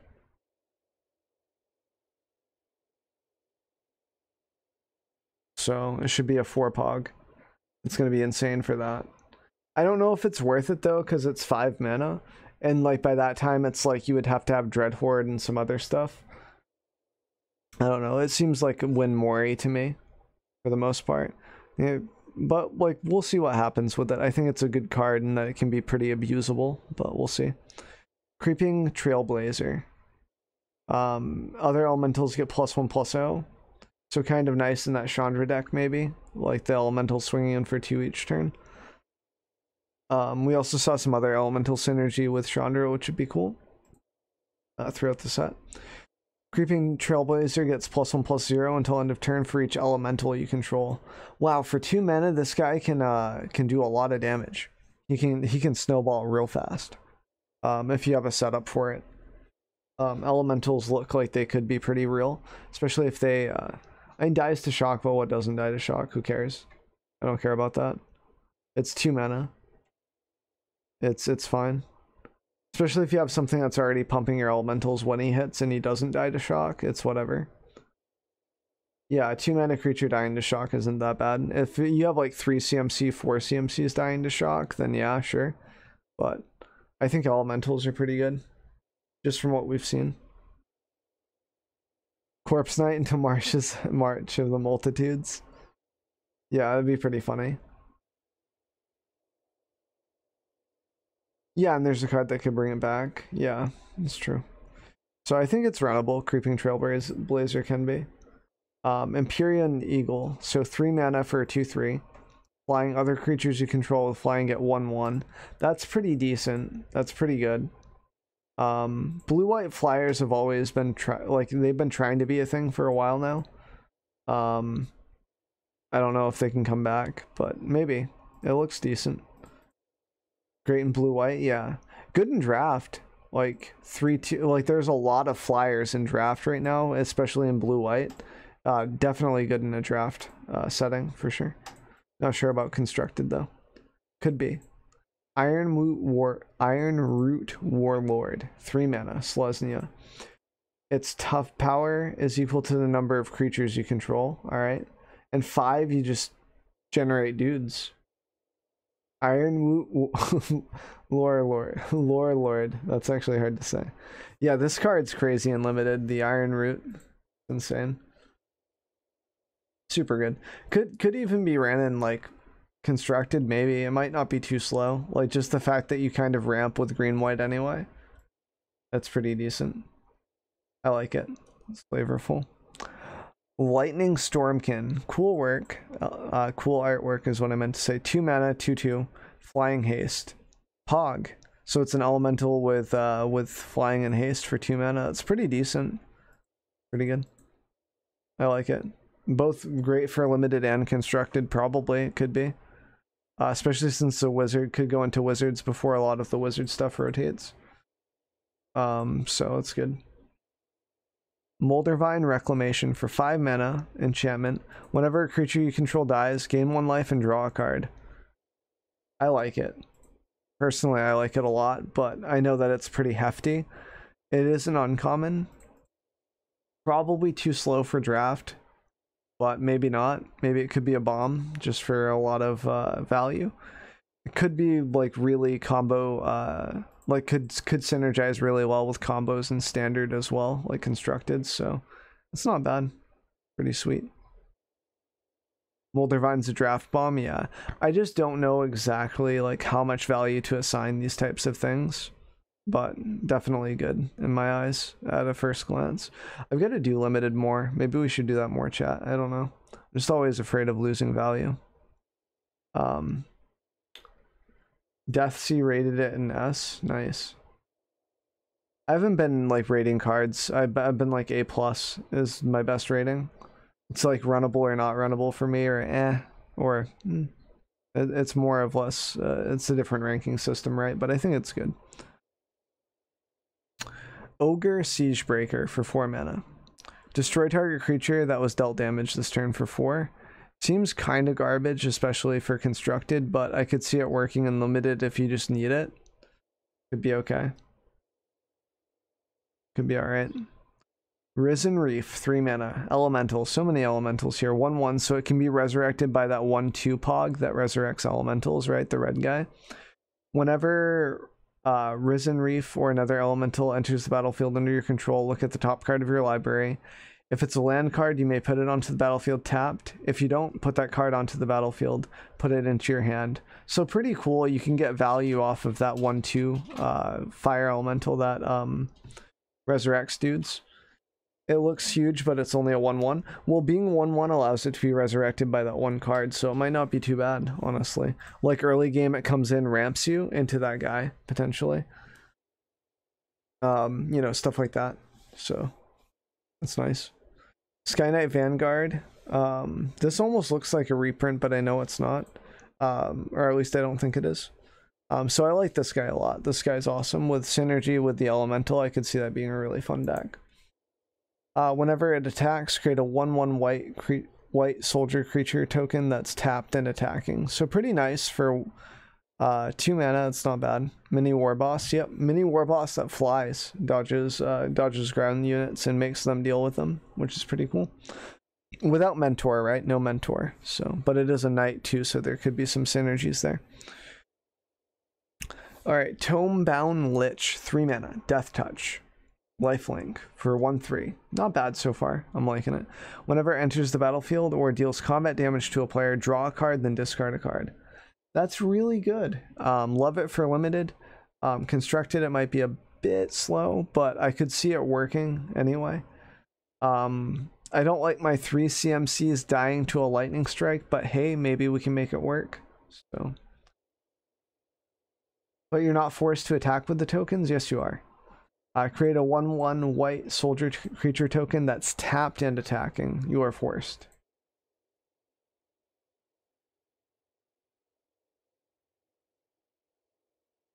You can choose not to attack. Yeah, like if they have a Lyra or something or whatever. That's true. I get what you mean. Like if they have a Lyra where blocking just gains them life, then yeah, I can see that. So these are all the mythics, right? Like different ways to sort out the cards. Those ones are. So now we're going to artifacts, I believe, right? And lands. So artifacts and lands. So artifacts first. We've already gone over the regulator earlier. If you want to see that, you can get them backtrack to the red section of the videos. What's up, Rats Relics? What's up, dude? Bag of Holding. I like this card a lot. Someone spoiled this for me earlier. Whenever you discard a card, exile it. Exile that card from your graveyard. Tap 2, draw a card, then discard a card. And then 4, sack the bag of holding. Return all exiled cards with bag of holding to their owner's hand. Just kind of nice. Put it with a 7/6 dino. Yes. Bag of memes. Yes, absolutely. Teferi bounce will be brutal.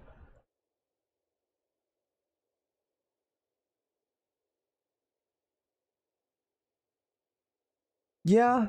Well, not really. Like, Teferi bounce, but then they have to sack it. Like, you just play it again, and those cards are still exiled, but you can still get the cards that were exiled by bag of holding with that. Like, it's not bad. It's still fine.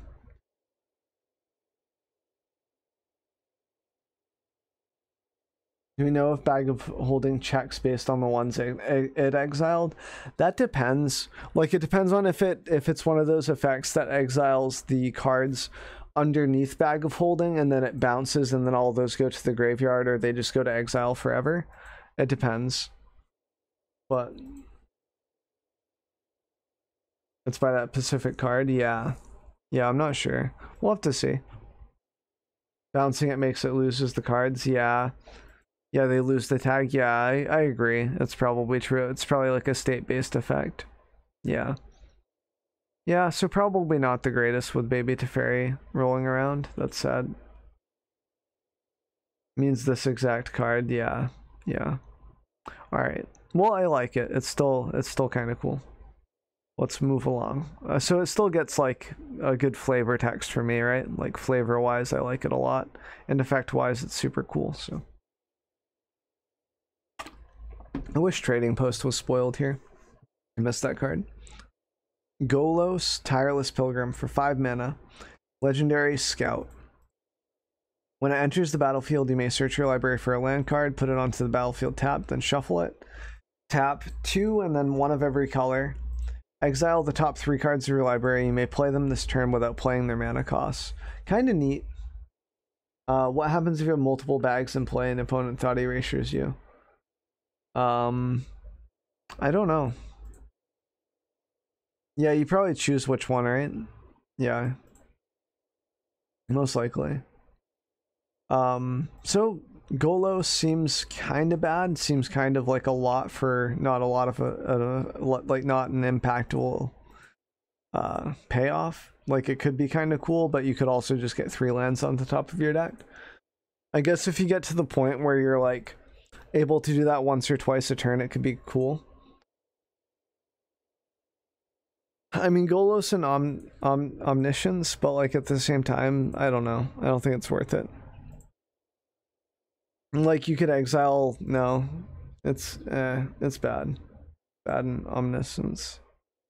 Yeah, it's just garbage. It's just a garbage card. It's fine. It's flavorful. That's about it. Nice, nice rats. Nice, dude. So Grafdigger's Cage, awesome. Creature cards in graveyards and libraries can't enter the battlefield. Players can't cast cards from there. Pretty nice. Kind of shuts down Sultai a bit, like Dreadhorde. Shuts down Phoenix real bad for 1 mana. It's just a good sideboard option. It's nice. Also, with Karn Great Creator being in the meta right now, it's pretty nice just to have that on tap. Icon of Ancestry, 3 mana. As it enters the battlefield, choose a creature type. Creatures you control of the chosen type get 1/1. Tap 3, tap this card. Look at the top 3 cards of your library. You may reveal a creature card from the chosen type among them and put it into your hand. Put the rest on the bottom of your library in any order. So this is kind of nice because it gives you a banner effect, and it also gives you an engine, like something to grab, like, you know, elves from the top of your deck. It's a very good card, good design, very strong. I'm not sure how much of it we'll see in this meta, but it could, with rotation and such coming up, be a really impactful card. I think that it's a good card. I like it. Decent. Could goblins be viable? Maybe with the other dude too. Like, we have the haste dude, the 2/2 for 4 mana that just grabs goblins off the top. A lot of good goblins in standard right now. So elementals, yeah, could be really good in elementals. That's gross. Yeah, that's true. Mystic Forge. Wait, I've seen this before, haven't I? Look at the top card of your library at any time. You may cast the top card of your library if it's an artifact or a colorless card. Pay 1 life, exile the top card of your library. Dude, strong. I think this is a good card.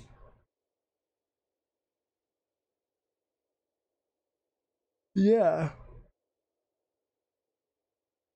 Yeah, you could do this for like Karn, for like both Great Creator and Urza. There's a lot of synergy with that. It's gonna be crazy. Mystic Forge is good. And we got Steel Overseer here to go with the artifact stuff. Some good memes. Ancestral Blade, like both of those are really good. Like, I don't know if Steel Overseer is like great in standard. But it could be. Especially with the animation stuff that we have right now. Like, it could be pretty decent, but I'm not sure. I'm not savvy enough to know that type of stuff, you know? Like what synergizes. Like I can't off the top of my head list all the cool artifact creatures or things we can make into artifact creatures that would synergize well with Steel Overseer, but it's nice. I love Mystic Forge though. That's really easy. Yeah, rocks off the top. Yeah, fountains. Yep, a lot of good stuff. Bolas Citadel off the top, dude. Nice, perfect. Then you can play more stuff at the top. Easy.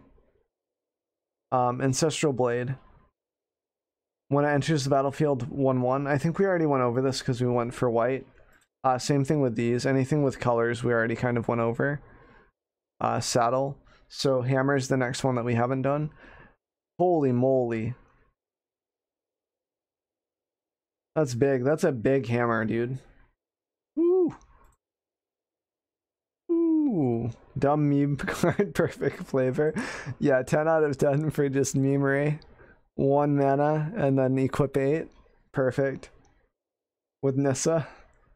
Yeah, just smash it, dude. Diamond Knight. Vigilance. As it enters the battlefield, choose a color. Whenever you cast, so cast is a good trigger. It's not when you play, like when it resolves or whatever, which is cool. Put a 1/1 counter on Diamond Knight. It's not like whenever this comes into play, so that's not too bad.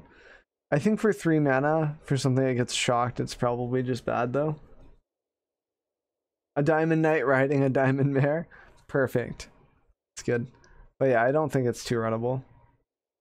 It's pretty weak for that CMC. Diviner's a lockbox. 4 mana. Tap 1. Tap. Choose a card name. Then reveal the top card of your library. If that card has the chosen name, sacrifice it and draw 3 cards. Activate this ability only time you can cast an instant. This is a dumpster on fire, basically. A huge dumpster fire. Yeah, no further comment. It's just bad. It's kind of cool. I like the neat idea, but you need a bigger payoff if you're gonna like Yugi rip a card. Like, I don't know. Manifold Key. Oh, Meteor Pod got reprinted. 10 out of 10 memory card. Awesome. Karn the Great Creator and Meteor Golem will still live long and prosper together for a while. So anyway, let's talk about Manifold Key. Tap 1, untap another target artifact. Oh god, there's some synergy for that. Gonna be a lot of infinite manas with this potentially.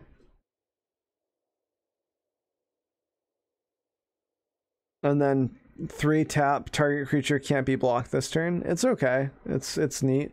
Could be really good in limited, where like you could like stop someone from attacking, like a really bad icy manipulator. But other than that, it's kind of just bad. So the key to the meme box, yeah, pretty much. Meteor Golem we just went over. Super awesome that he got reprinted, can deal with anything, and with Karn Great Creator, it's not too bad. In limited, it can be kind of a bomb. It's kind of nice because it's just a 7 mana answer anything, like blow up a flyer, do whatever. It's kind of nice. The flavor with lockbox in the key though. Okay, let me do it. Okay, let's read it out. I see it taunting me whenever I close my eyes. And then Manifold Key. Locks want to be opened, and treasure wants to be free. Free. Okay. Read the name of the guy. What guy? Colossus Hammer has really good text too. There's only one way to be sure it's really dead. This huge hammer. The same dude is quoted for both flavors. Okay, now I got you. Okay, yep, Narex. Okay, I see it now. Okay, so let's go. Let's keep going. Pattern Matcher. When Pattern Matcher enters the battlefield, you may search your library for a card with the same name as another creature you control.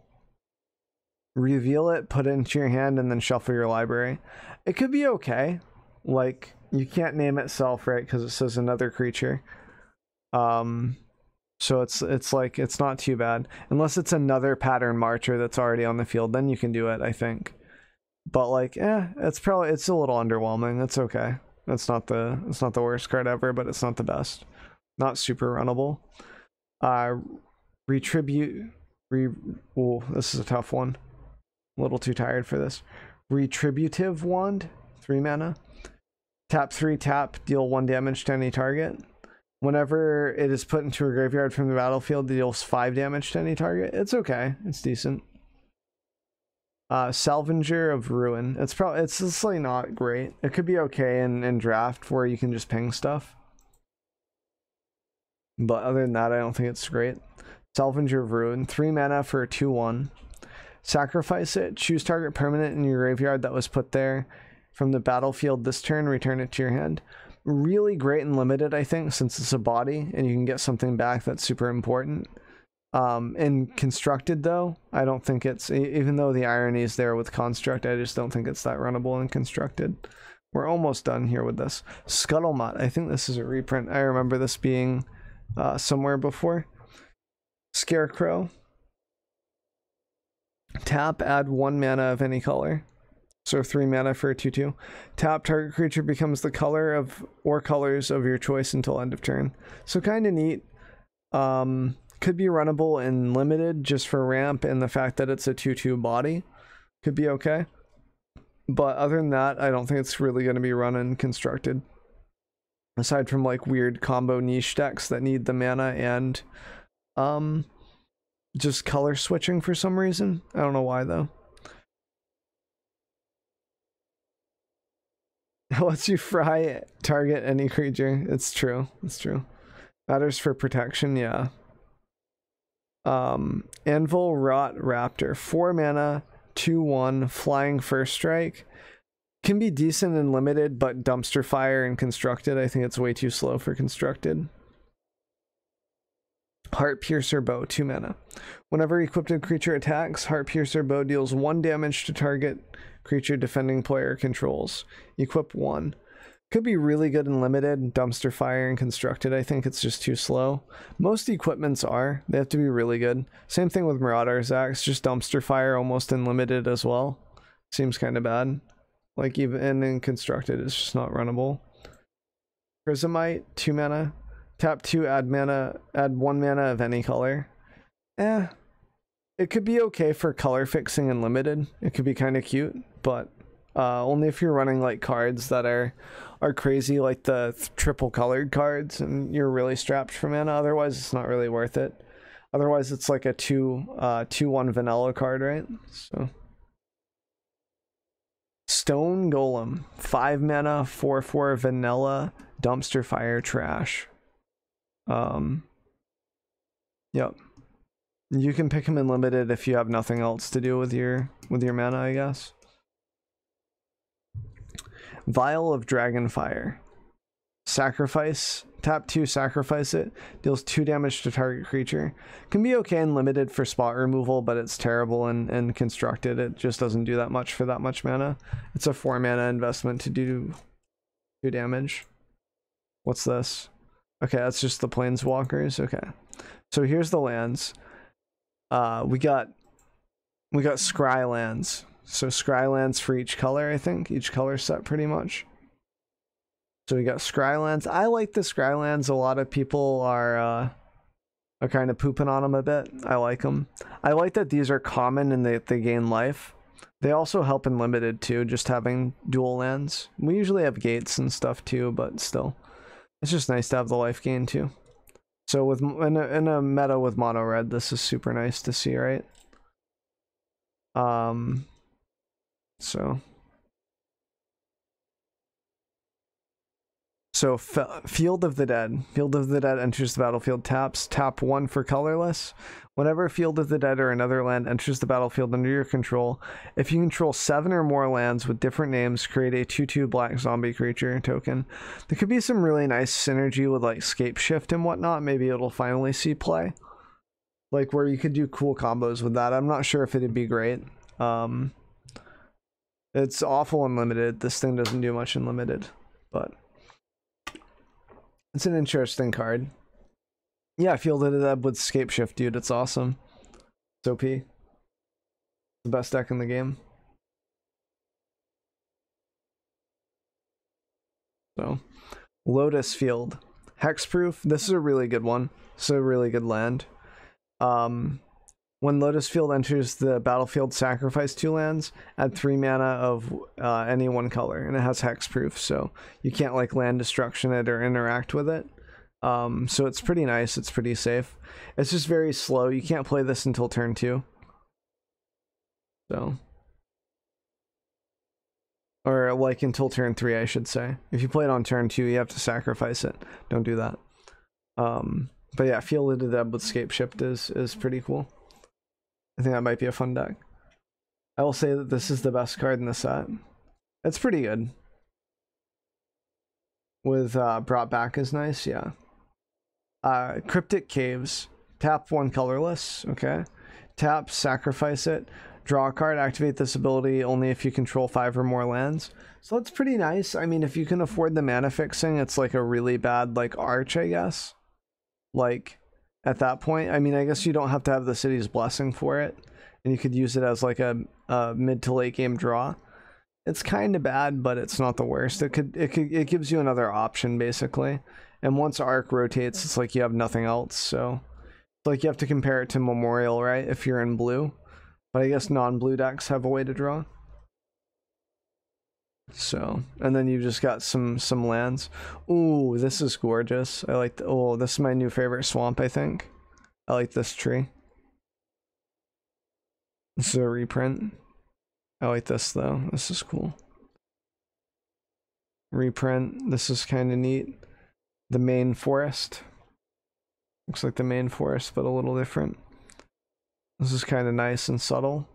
So yeah, favorite land, this one right here. And this one's pretty good too. Wow, lots of good lands. I like it.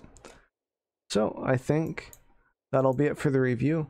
It's a little long, 3 hours and a half. It's a bit much, but I mean, like, I kind of wanted to take my time, go over it, and I appreciate you know, you guys stopping by to check out the video, and you know, I hope it was helpful, and I will catch you guys later. If you want to tune into my stream, ask me questions about the set or anything else, I'll have my Twitch information down below in the YouTube content.